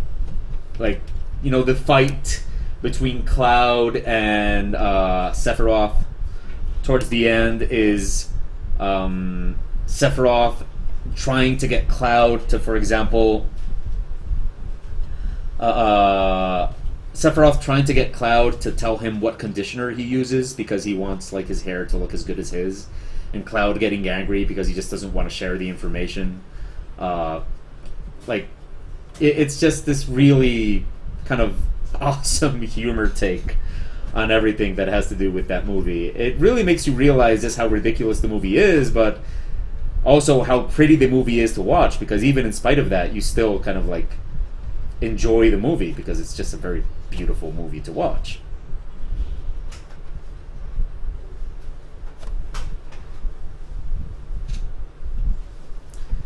So yeah, that's definitely a recommendation of mine. Final Fantasy Advent Children with humor subtitles. It's just real good. McAllister asks, what is it with anime and giant swords? I don't really think there's anything. I mean, I don't know if it's a cultural thing. I've never been to Japan. I'd love to go, but never really been to Japan, so I can't really say if it's or, like, I've never really been a student of Japanese culture either, so I can't really say anything regarding, like, if there's a cultural reason for it. But, like, if you ask me, I just think it looks kind of cool.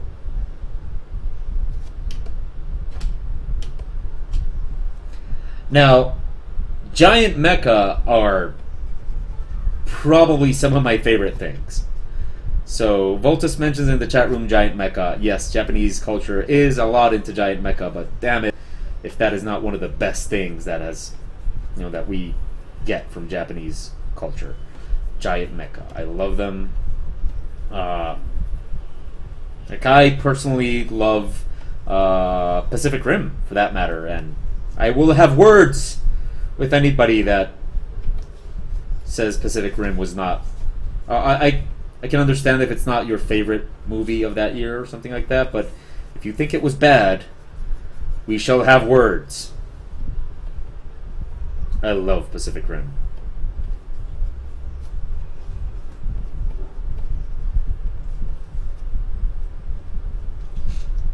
Okay, here we go.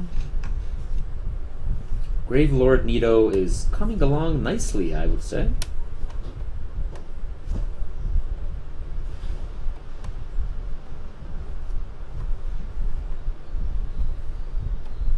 He's just about to get a lot darker, though.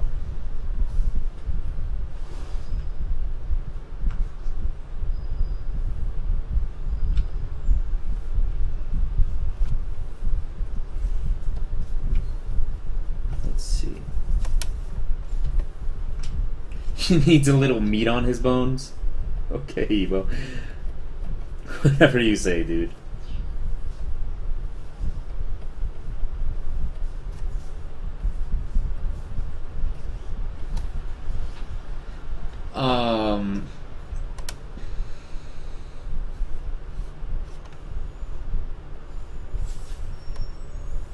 Well, I mean, I know Pacific Rim is not, like, the best storytelling in the world or anything like that. I think Guillermo del Toro, who is my favorite director, I think he benefits a lot when he works with somebody else.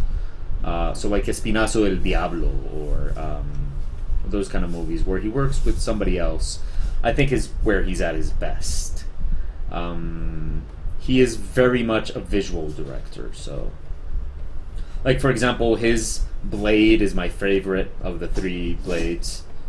Then again, it's only a competition between the first and the second. Third is just not very good. But his version of Blade is kind of like my favorite Blade. I even like Mimic. Mimic was... I thought Mimic was a lot of fun. If you haven't seen Mimic, it's a nice little horror movie. I watched his first movie, Kronos. That is also a pretty fun movie to watch. If you're looking into like watching more Guillermo del Toro movies, I definitely recommend Kronos.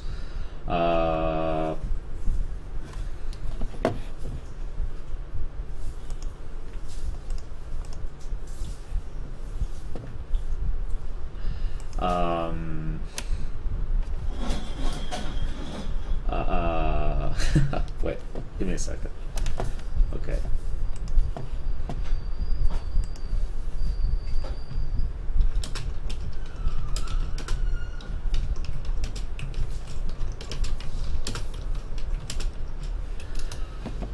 So, I haven't watched The Strain, though, like the TV series, The Strain. But my girlfriend has, and she recommends it. So, I trust her.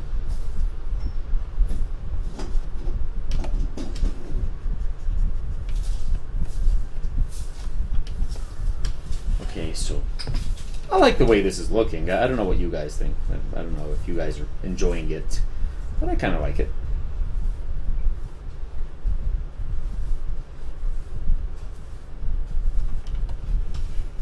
I think it's something nice and different that we could make on Halloween.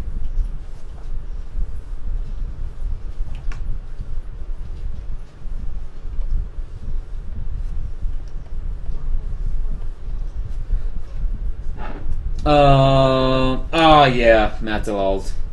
Yeah, Matilald kind of had to bring the sadness, okay. Yes, Guillermo del Toro was working with Hideo Kojima on Silent Hills, and unfortunately, well, you know, Konami. Konami happened. I will agree with Jim Sterling when he says, fuck Konami. definitely fuck Konami. I will join that. Yeah, unfortunately, Silent Hills was canceled, and it was looking. I mean, I'm not saying it was going to be a good game because, I mean, what the hell do we know? It could have been a very bad game, for all we know. I wouldn't give it Game of the Year without it ever coming out. But it was a very interesting team up. You know, Guillermo del Toro, Hideo Kojima, and I always forget the name of that Japanese mangaka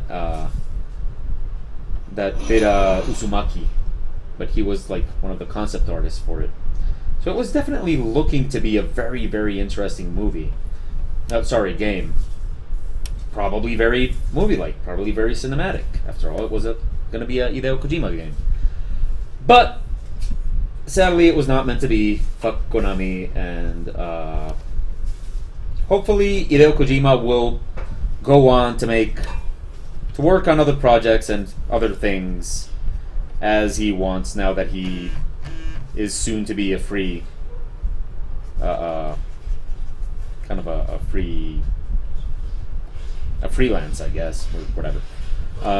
So yeah, hopefully we'll see some awesome stuff from Hideo Kojima soon enough.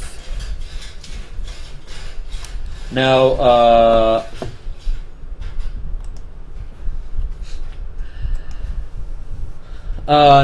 Voltas asks, how do I like Rodriguez' take on Predators? I had a good time watching it. It wasn't a boring movie. I enjoyed it, but as I spoke before, I don't like Adrien Brody. So I thought Adrien Brody was not a very good choice for this movie. But then again, that is totally personal taste. I just don't like Adrien Brody. I am anti-Brody. For some reason. I don't know. I have my reasons, I guess. I know people like him. So, you know, good for you if you like Adrien Brody. I don't. But yeah, you know, I spoke about it before. I just don't like Mr. Brody. It was a fun movie, you know. It was okay. I guess I liked the Predator more when he's a bad guy. So, you know, I'm kind of not into the whole Predator teaming up with people and stuff like that. And I definitely did not like the, by the way, spoilers. I'm going to spoil the movie. I definitely did not like the whole thing where, you know, like, yes, humans are even worse than the Predators. No, they're not. They are predators. They're intergalactic hunters. They come to our planet to hunt us. There's no way Adrien Brody is worse than a predator. Like, no, I don't like that whole take that, you know, we are worse than the predators. It's a fine lesson, whatever, you know. Yes, you want to teach us a lesson in humanity and all that kind of stuff. Yeah, but there's no way we're worse than the predators. I like the whole approach that the predators are not necessarily bad. You know, I don't mind that. You know, yeah, they're not bad. They're just like, it's like us hunting ducks and stuff like that. You know, humanity is not necessarily evil. It's just kind of shitty stuff that we do. So, you know, I would have been okay with that, with a kind of alternative approach to predators just being hunters and all that kind of stuff. It's just what they do. But this whole thing where humanity is even worse than predators, I don't dig that. Like, you know, it's kind of... I think Terminator did a very interesting conversion of, you know, the bad guy becomes the good guy. I think that was an interesting thing, you know, how in Terminator 1 he is 100% the bad guy, and in Terminator 2 he becomes the good guy. I thought that was pretty cool. I think they did it well then. But I don't think they did it well with Predators. Okay, now let's start working on this thing. Let's see what we can do here.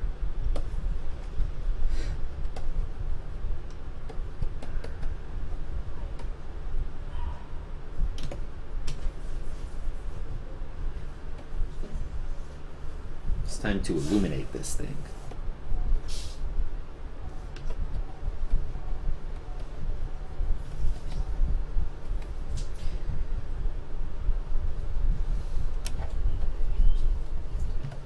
Okay, somebody in the chat room, Matalot says Brody was in Emmerich's Godzilla.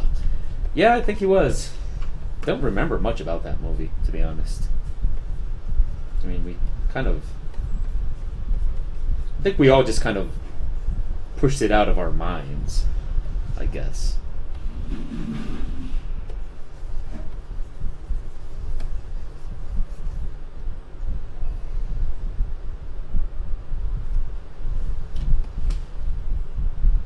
Actually, I don't need to have that there right now. I can just kind of have this here. Let's make this black. Oh shit, did I just ruin this? Almost. Okay.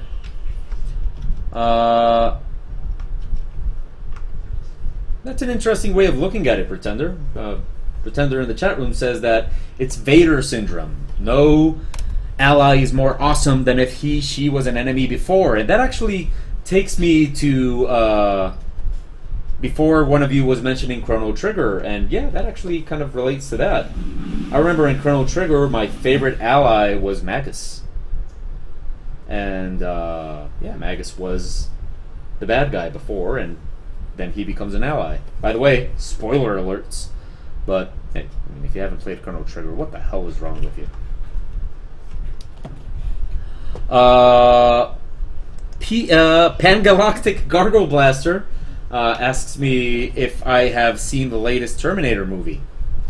Genesis. Yeah, I did. I did see Genesis. It was all right.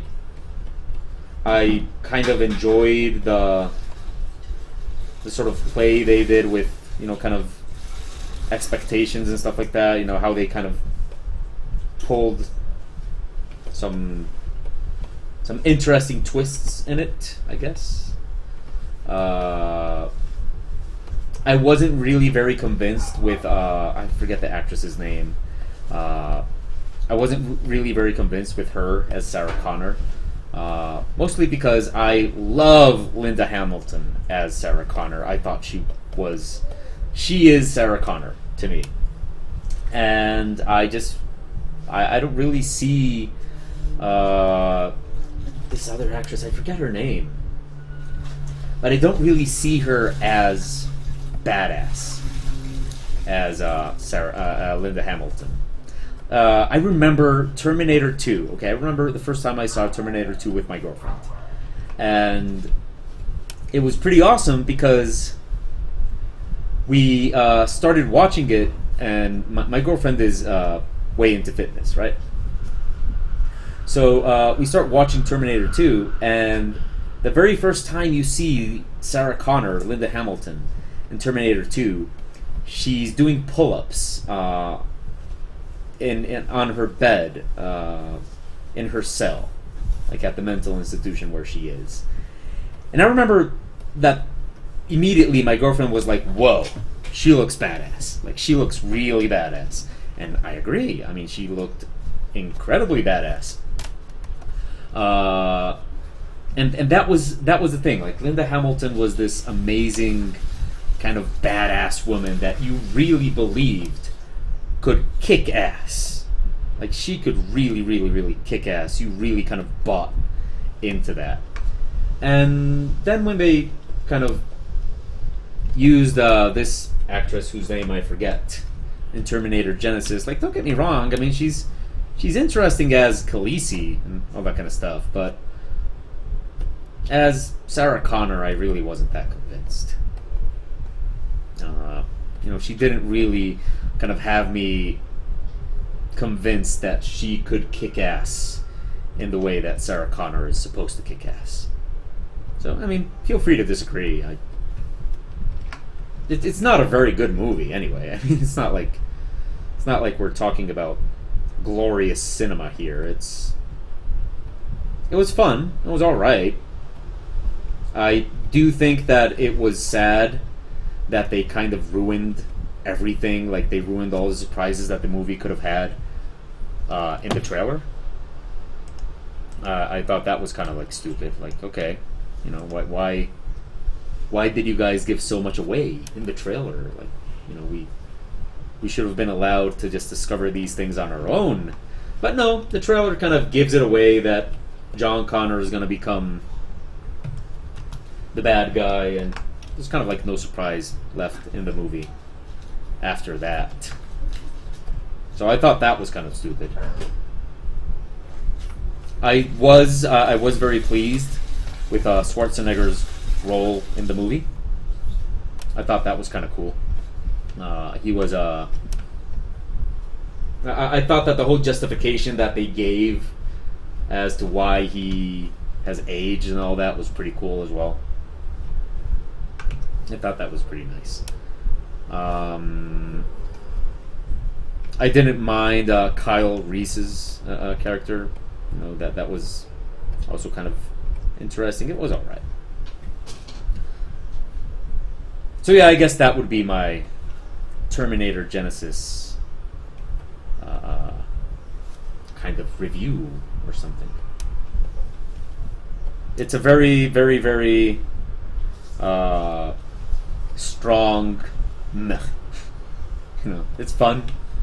Watch it if it's on Netflix or something like that. You know, if you have nothing to do this afternoon, go ahead and watch it.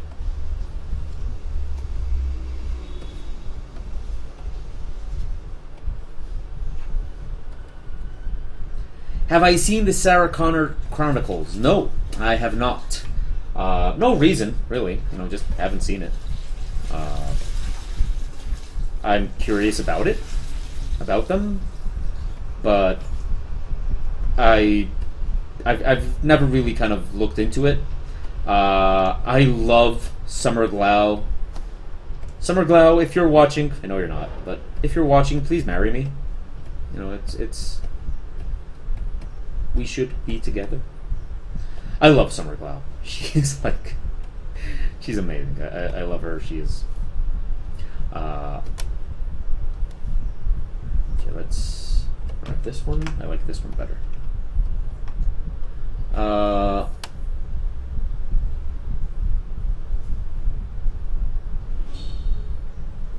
Okay, here's something interesting. Okay, Matt Talal says in the chat room that marketing research shows that it turns out giving away the plot in the trailer is actually beneficial for sales in the grand scale. That is some fascinating info, man. Yeah, I actually think that's pretty interesting. Wow, didn't really know that. Pretty cool. No, actually, not pretty cool. That actually kind of sucks, but you know, you can't blame them for trying to sell their movie, so whatever. Let's see, what else do we have? Gargle Blaster says that I was meh. Only thing I really didn't like was what they did with John Connor. Grandpa Terminator was awesome. Yeah, I agree. I agree totally. You know, Grandpa Terminator was pretty cool. I also thought what they did with John Connor was just like, why? You know, why would you do that? It's John Connor. I understand the whole thing. Like, let's focus all our attention on Sarah Connor. Yes, I agree. Sarah Connor is a fascinating character. Let's focus all our attention on her. I am totally cool with that. But why did you have to make John Connor the bad guy while you were at that? I'll never understand, and, well, I don't suppose it's my job to understand, so whatever.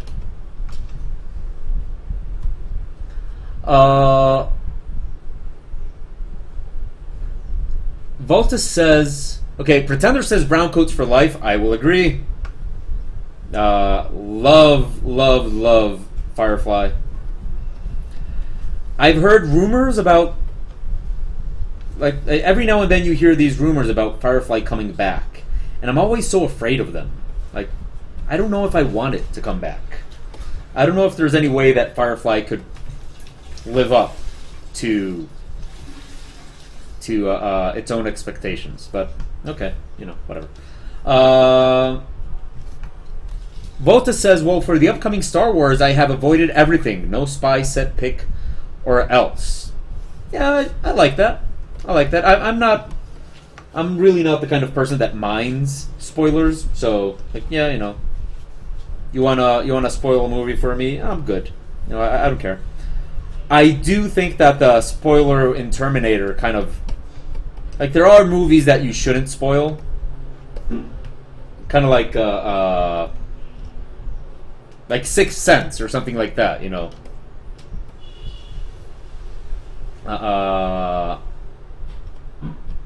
Like, if you spoil Sixth Sense, like, there's no point to watching that movie. Like, just, okay, guess I'm not going to watch it anymore, because what's the point of watching Sixth Sense if you already know what's going to happen? So I guess in Terminator, it would have been so much better if we didn't know what was going to happen.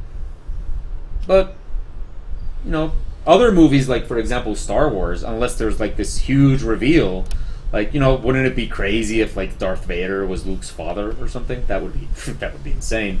Like, in those cases, I do think it's like, yeah, you know, let's keep it spoiler free.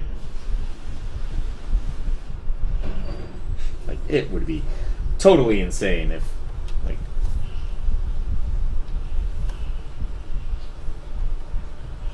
oh, Pretender says that the Firefly thing is not actually the show, it's a parody. Oh, then consider me uninterested.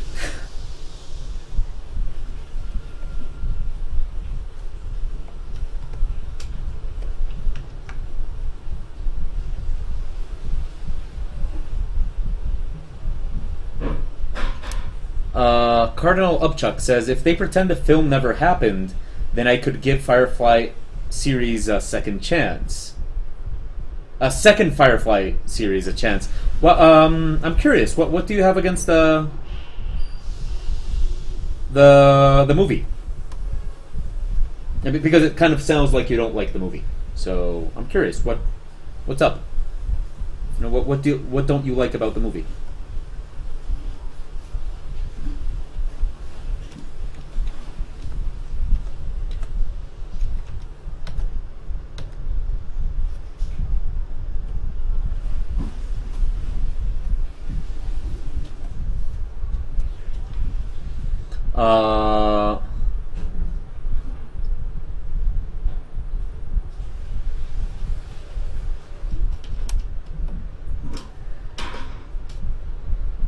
Gargle Blaster says, I don't think that there are any hopes for a Firefly reunion. Adam Baldwin has somehow managed to piss them all of them off. Yeah, that's kind of, it's kind of sad.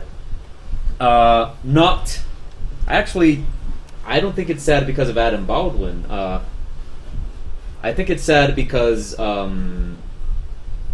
you know, like, I don't think it's fair to him, actually. So yeah, so the guy has an opinion that's different from you guys. So what? You know, like, you can't work with him because he has a different opinion. You know, be professionals. Of course, I'm not gonna get into that. Like, that is not something I would touch with a 10-foot pole.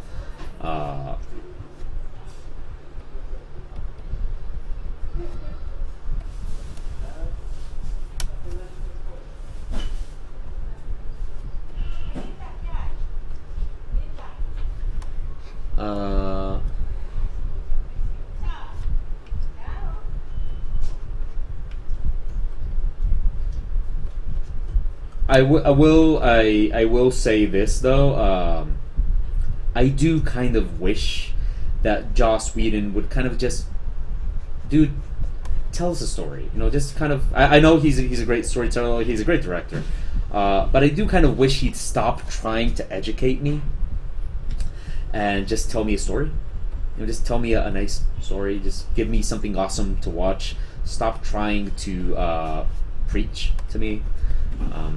I don't need that. I don't really need that. So yeah, you know, there's that. I mean, take it as you will. But yeah, I kind of wish Joss Whedon would just kind of focus on you know what he does. I guess I'm not very fond of when like people like that kind of try to mess with these other things and become activists and stuff like that. I'm not really into that, have to admit. I would kind of prefer it if they just did their thing. And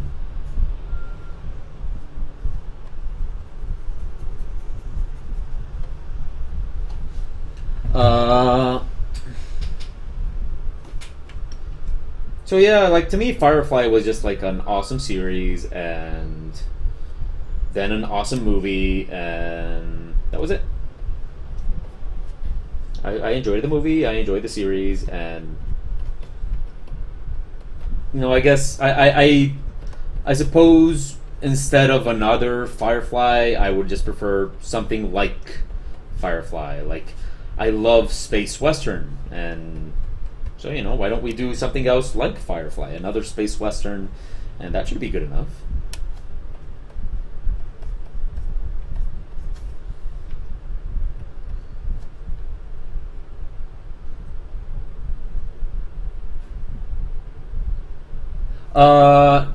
Okay, name example, just a story.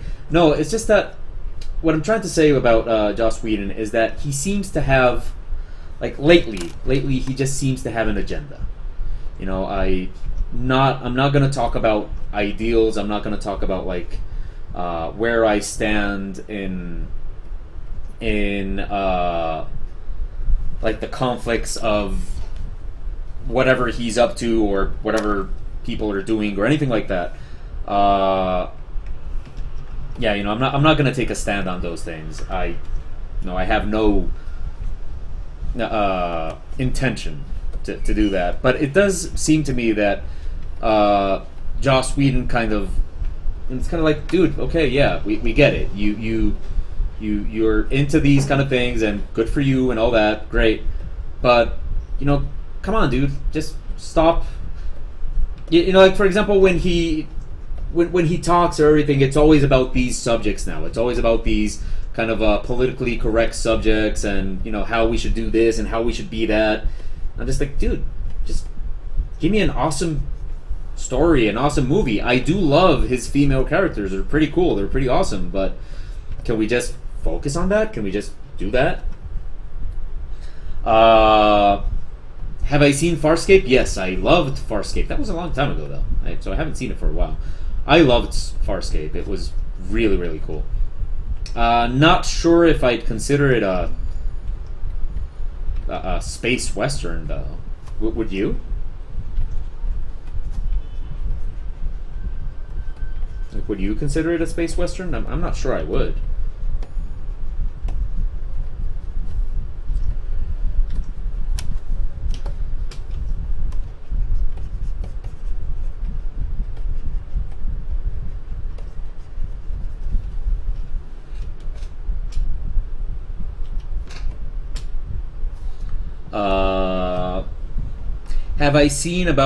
Have I heard about the Con web series with Alan Tudyk and Nathan Fillion? No. I really, yeah, that's definitely caught me. Yeah, have no idea what that is.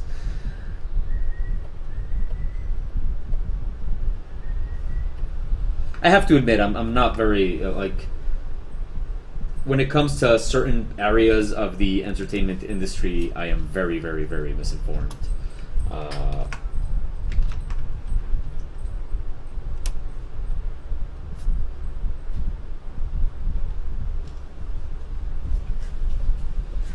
Oh, okay. Yeah, no, I love Farscape. Farscape was awesome. It was a very long time ago, though, but I remember when I saw it, I was kind of like a teenager back then. And it just blew me away. Like, it was, oh, wow, it's so awesome that something like this exists and gets made, and the characters was so cool, and the setting and everything was... I loved it. I really liked Farscape. It was a really cool series.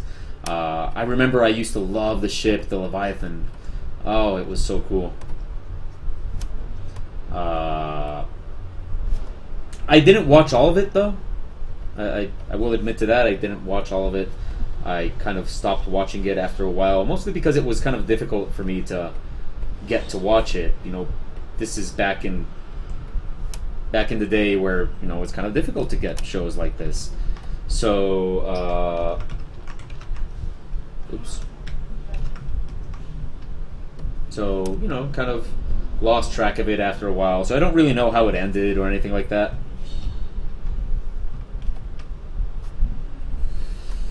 Okay, Gravelord Nito does have this blue stuff on it, but I'm thinking it's kind of ruining my composition a little bit. So let's see what I can do with this.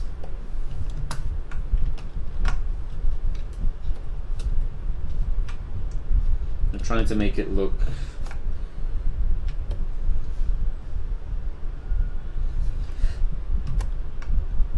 yes, that's the thing, you know, nowadays we have Netflix. Nowadays we have ways to watch things. So I'm curious, like, is Farscape on Netflix?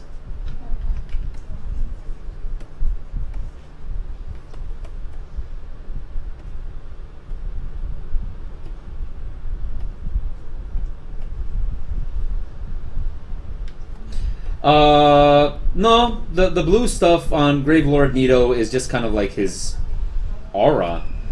He doesn't really wear like a cape or anything like that. It's just kind of, you know, like his power. He is a god. I mean, well, they're not like gods, but in Dark Souls, like, these are kind of the gods. So he has like this aura to him, and I'm not loving it, so I'm trying to see if I can get it to work.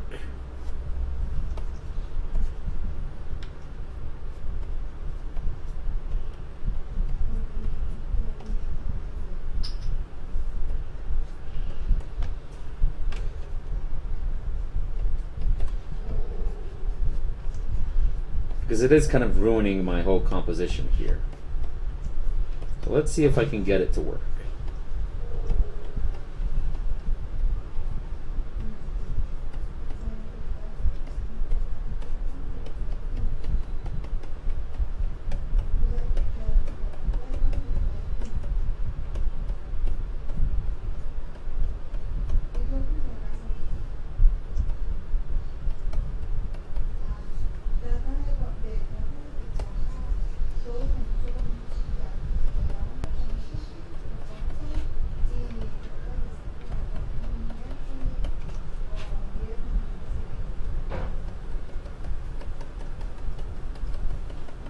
Okay, wait.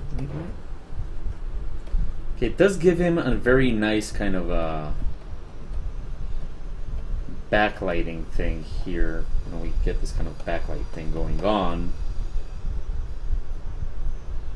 And that is what he looks like. I mean, that is actually him.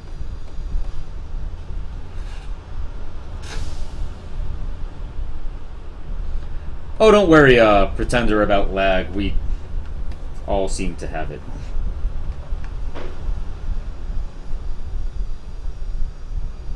Okay, wait, let's just fuse this. Okay. Let's see if I can make this work. I will be very, very, very happy. It's difficult, though, at the moment.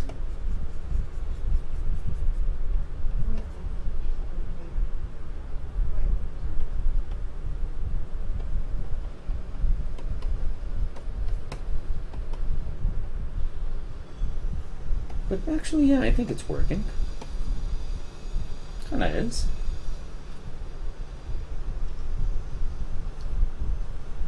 Okay, let's start bringing this home. Let's see what we got. Okay, without the background. Okay, let's grab all this. Let's see, let's leave this out. And leave this out as well. What's this? Let's leave this out too.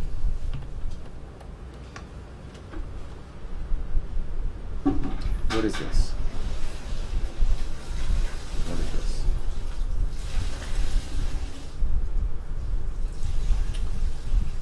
Okay, wait. So what I'm doing right now is I'm kind of just starting to bring the whole thing in, you know, kind of just trying to start making sure what's going to work, what isn't, all that kind of stuff. So, does anybody have any questions so far? Does anybody have anything they would like me to talk about?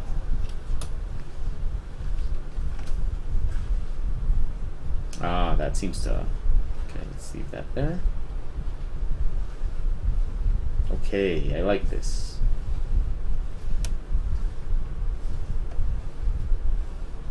But let's give this a mask and not make it entire. Okay, McAllister, thanks for watching, man.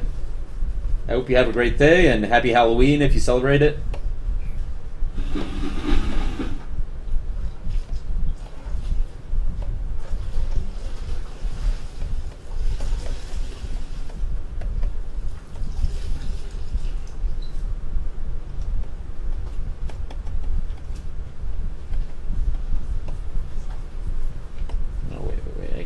This all dark.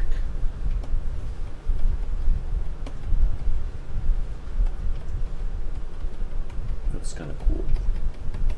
Let's just lower a little bit the opacity on this.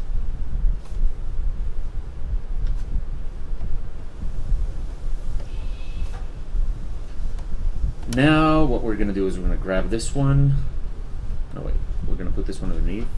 This one is going to be a lighten layer. And we're going to pop up some nice kind of lighting effects there. Wait, no, let's place this on top. Call it lighten. Go ahead. There we go. And now we're gonna make some lights pop up. Oh, that looks nice. Okay, let's see. Well, it gives them a kind of gold vibe. Don't mind. Let's make that like that. Give it a mask. And go from here to there. There we go. That's nice. Oh, there we have Spambot. Hello, Spambot. Okay, now let's add a little bit of color to some parts here. Wait. Okay, wait.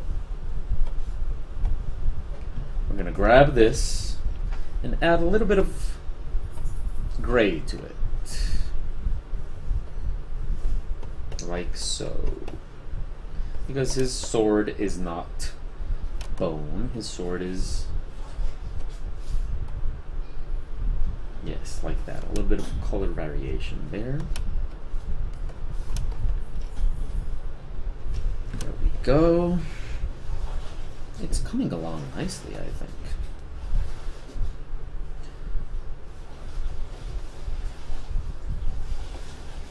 So do we have any thoughts on...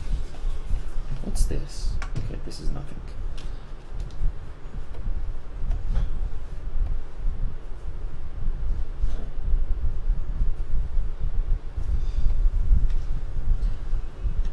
Oh, Vaughn, does my Van asks actually a very useful question. Does my tablet screen get scratched, or do I keep pretty light on the pen? No, I think it's obvious from the sounds that I make with my broadcast that I hit the pen hard. Like I really just go at it with everything I got. So yeah, my tablet screen actually does get pretty scratched. It's very sad. It makes me very sad. But what are you gonna do? I mean, it's just the way it is. So yeah, it does get pretty scratched.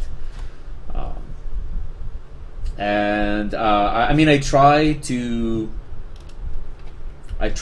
keep it in good shape. So basically, I use furniture polish. I use Pride in order to keep it like as best as possible. But even then, like, it's still just, you know, it's gonna get scratched, especially because I hit it very hard, and well, that's just the way it is. So it is fairly scratched right now. Wish it wasn't, but what are you gonna do?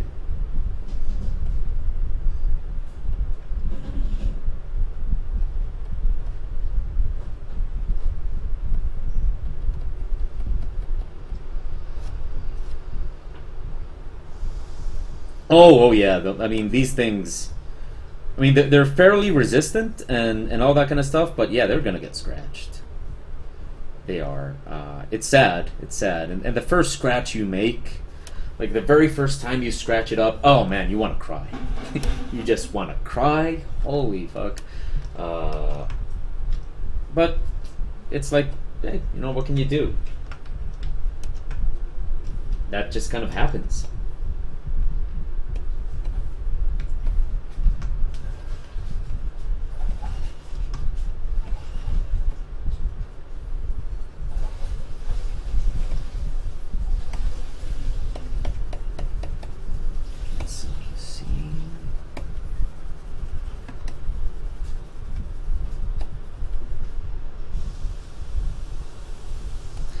Yeah, it happens with all of them. It happens with all the tablets. They all get scratched and stuff. And the thing is, like, it's not something you can really worry about much. Because if you do, then you're not really gonna, like, work on it freely and stuff like that. And, like, you can't really get the most out of these tablets if all the time you're worrying about that kind of stuff. So it is sad because these things are expensive as hell. And I'll admit it, like, if this tablet kind of breaks or something, I can't buy a new one. So if this tablet breaks, I'm stuck on the drawing table for a while. But, you know, if you want good results from it, you have to kind of really use it.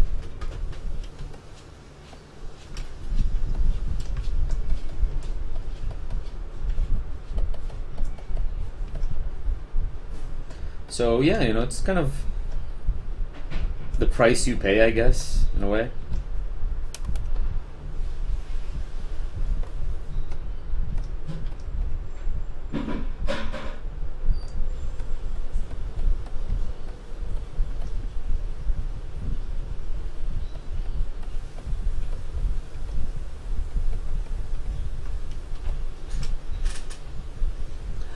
Okay, let's see. There's a question. Stupid question. Well, let's see.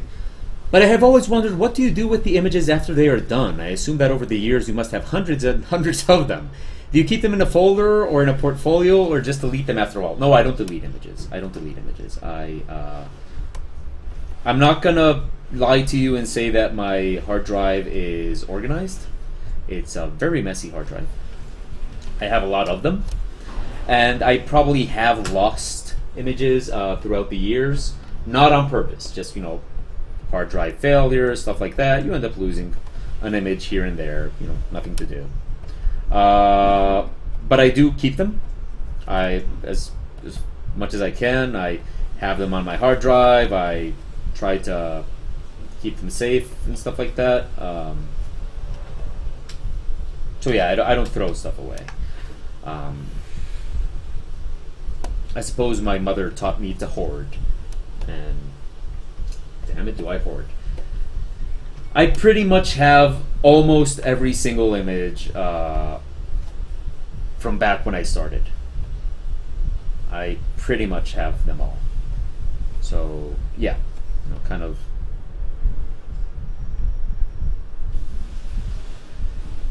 don't, you know, it's I don't throw this stuff away, like, especially because, in a way, or at least how I see it, a lot of this stuff isn't mine.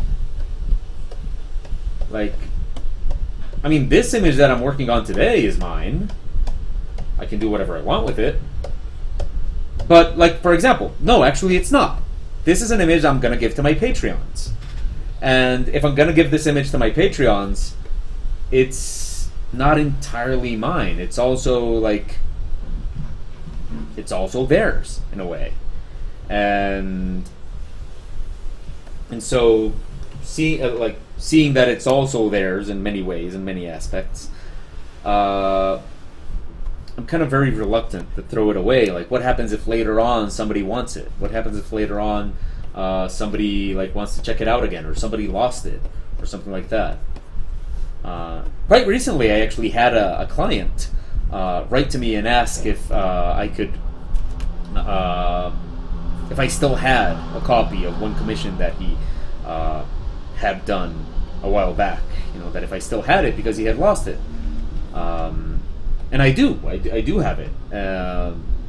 If by the way, client that wrote me that one time, please write to me again. I kind of lost the email and I don't know who it was, but I do have these images.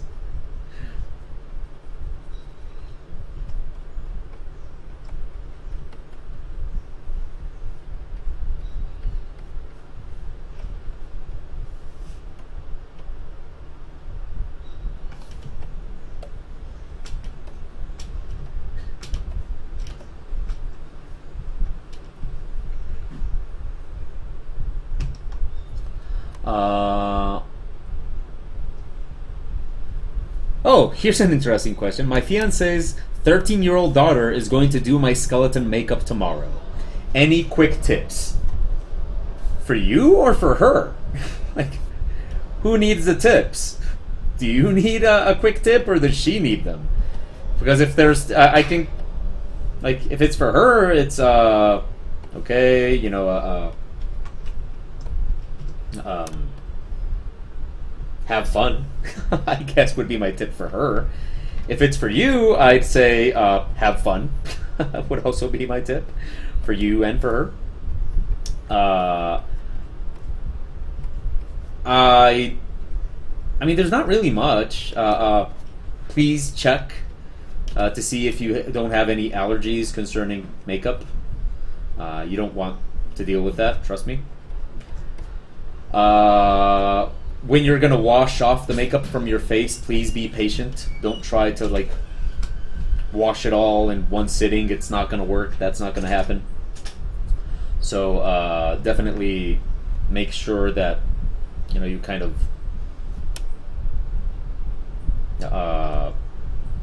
make sure to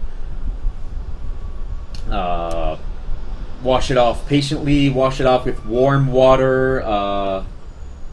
The best way to wash out that makeup for me has always been to actually dunk, fill in the sink and dunk your face into it.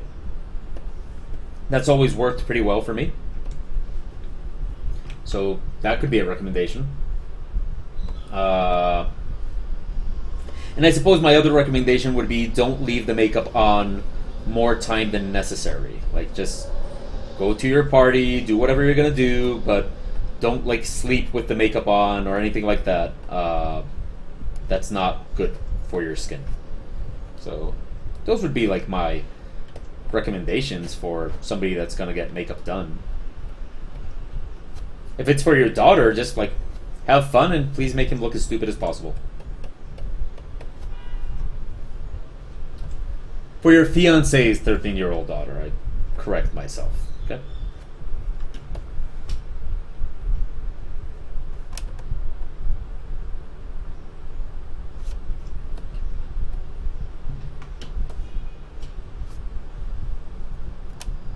Yeah, just have fun.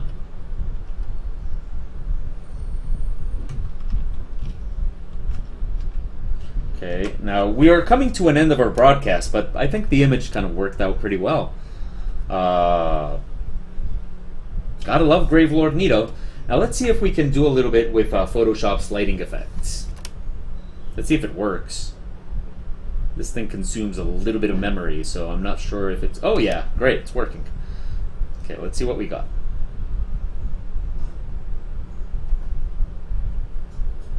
Okay, let's disappear this one.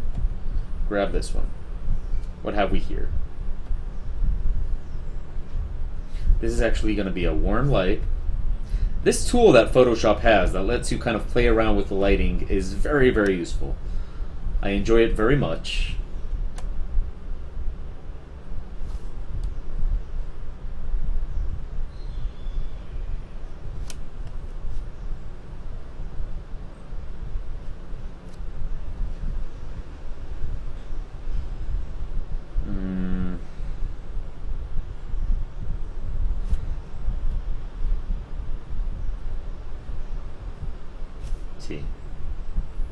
Yeah, let's place another one. This one is a little bit less intense, but a little bit more. No. Okay, let's move this down here.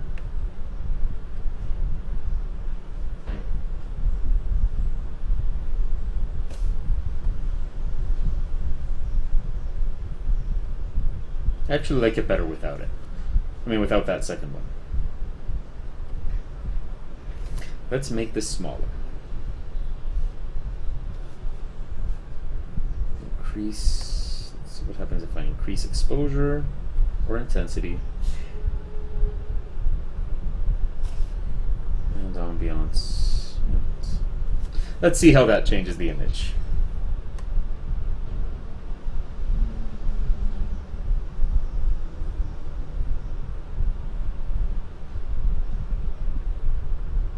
Okay, and the image was like that. So what we're going to do is we're going to give this a mask. And take it from here to there. Oh, that works. Let's make it even bigger. Bigger. Now without it.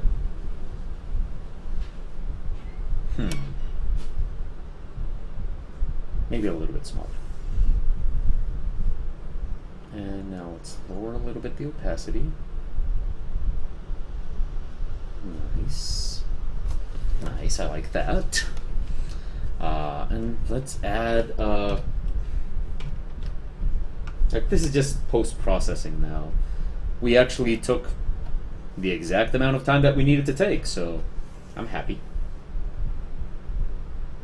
No, smaller. Let's see how that goes. Let's see, overlay. Oh, that looks nice. If we lower the opacity on this a lot, it'll look even better.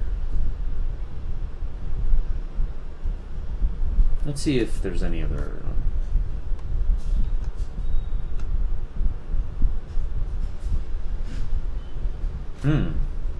Not bad. That's kind of interesting.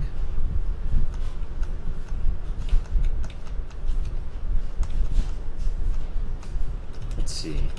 And in between, okay, vivid light. Oh, I like this. Let's see. Without it, with it. Kind of like it. Let's see.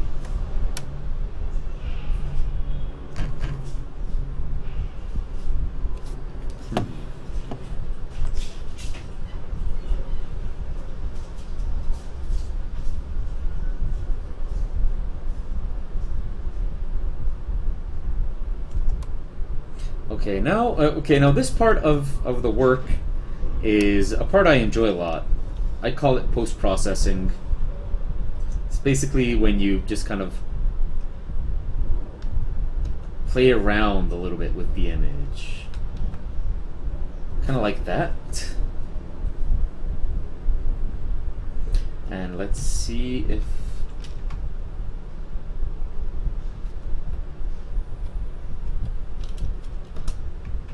So, and I love it because it's kind of like, okay, you've been looking at this image for a while, and suddenly the image has these insane possibilities that you never even considered. Although right now, I think I'm... No, I don't need this. I have to decide if I want to leave this filter or not. I think I want to leave it on overlay. Let's see. Or maybe soft light.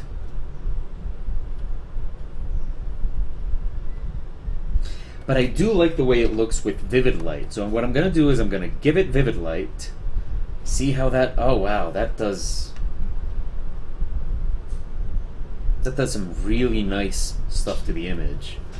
So I'm going to see how it looks if I kind of mask it out. Let's see.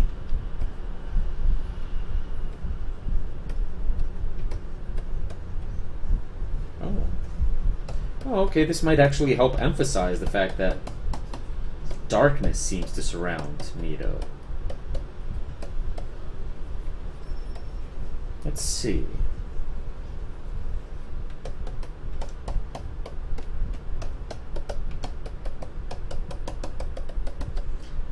Yeah, you can probably hear how hard I hit the tablet. I think I'm not a delicate artist. Or a delicate person, for that matter.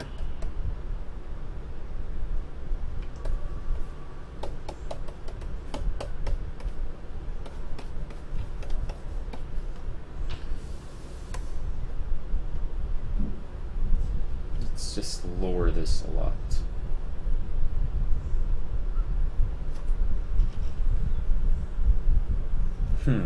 Let's see, without... Okay, now here's where we consider the possibility that the stuff we've added to the image is not in the image's best interest. So let's see how that goes. Okay, let's see.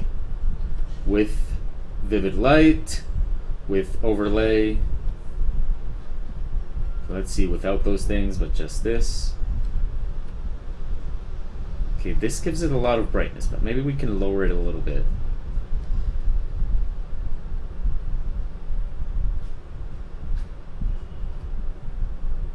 I think that's the way it's going to be.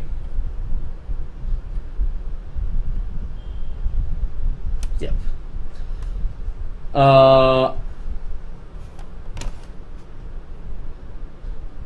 What is his skill set, by the way? You mean Gravelord Nito? Well, well, he has the Gravelord sword, which he kind of thrusts out from the ground into you. He can make you toxic. He summons skeletons. He hits. He's not the most difficult boss in the game, to be honest, but...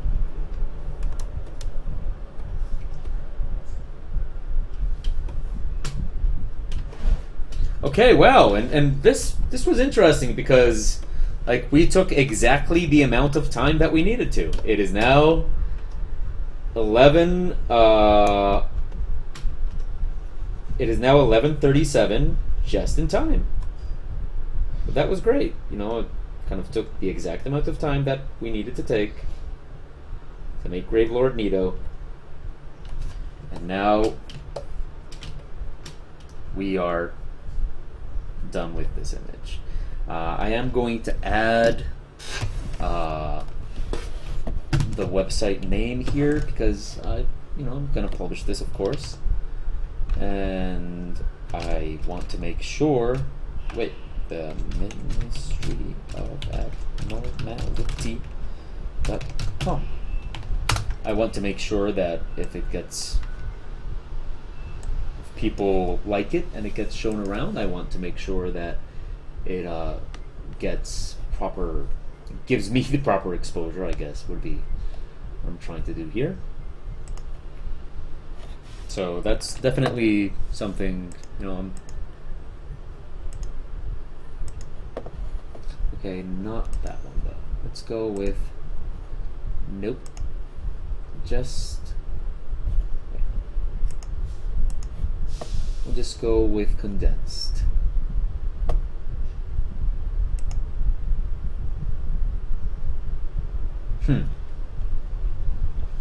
But where is the ninja?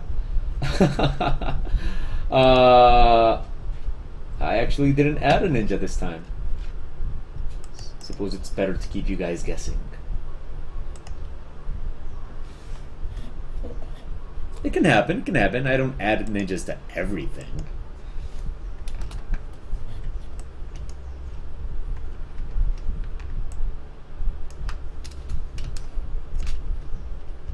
Actually, let's place the website here.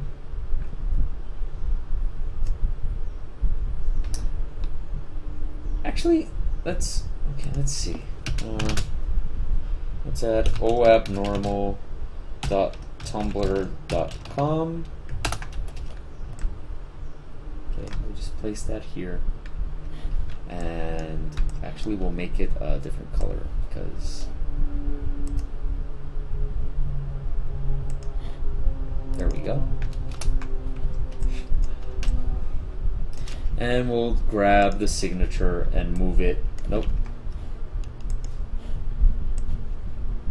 Move the signature here.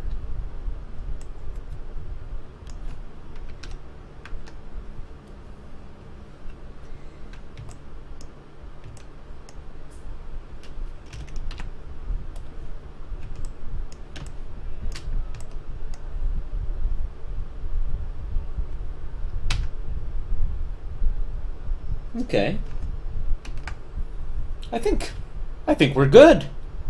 Oh, yeah, I should add Twitch. Okay, here's what I'm gonna do. I'm actually gonna grab this. Let's convert this to uppercase. Change the font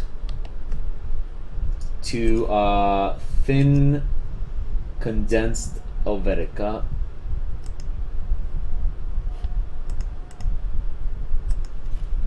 Add the Twitch channel.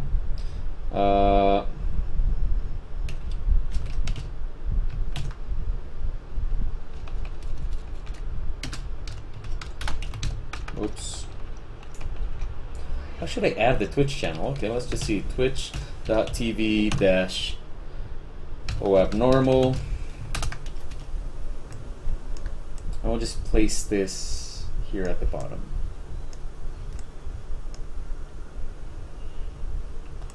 But I think this one should be blue then, because it kind of goes a little bit more with the color scheme on this side. Yes, we have to think about everything, even that. We'll just make it a little bit brighter, and that's it.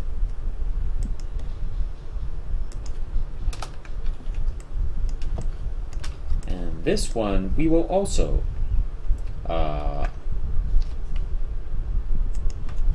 convert a little bit the colors, because, well, that's kind of what we're doing right now.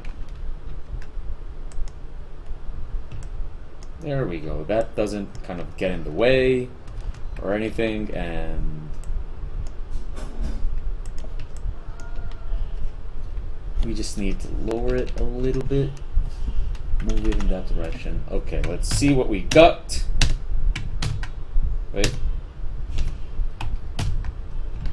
Great. Okay. Now let's look at it. I'm happy. I think it works.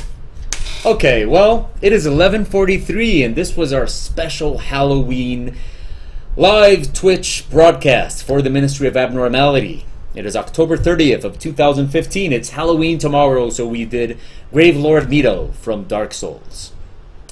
Patreons will have access to a very large version of this image that you can print if you want. I will actually make this available to Patreons as a very large image for printing, if that is something they're interested in.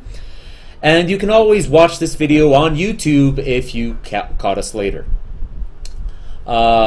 Thank you very much, everybody, for watching. Please don't forget to subscribe to the Twitch channel or to the YouTube channel. Anywhere you look for me, I'm oabnormal. I hope you enjoyed this. I really enjoyed making it. I love anything that has to do with skulls or anything like that, so it was a lot of fun for me. I'll see you guys again on Monday morning, 9 a.m. to continue working on commissions, and that will be our next broadcast. And don't forget, next week, after Wednesday, we will also be broadcasting at night for those of you on the Western Hemisphere that just can't quite make it during the day, or those of you on the Eastern Hemisphere that just can't quite make it during the night. So we'll be doing it twice a day, starting next week. I'll post a new schedule, don't worry about that. Until then, thank you everybody for watching. This was a lot of fun. I love your questions. I love talking to you guys. I hope to see you all on Monday. And until then, I guess that's it for now. Thank you for watching, good hunting, and happy Halloween. Let's do the thing. What will our thing be today? The thing shall be... not the... Yeah, okay. So yeah, I'll just touch my nose, boop, and let's wait for the thing to happen.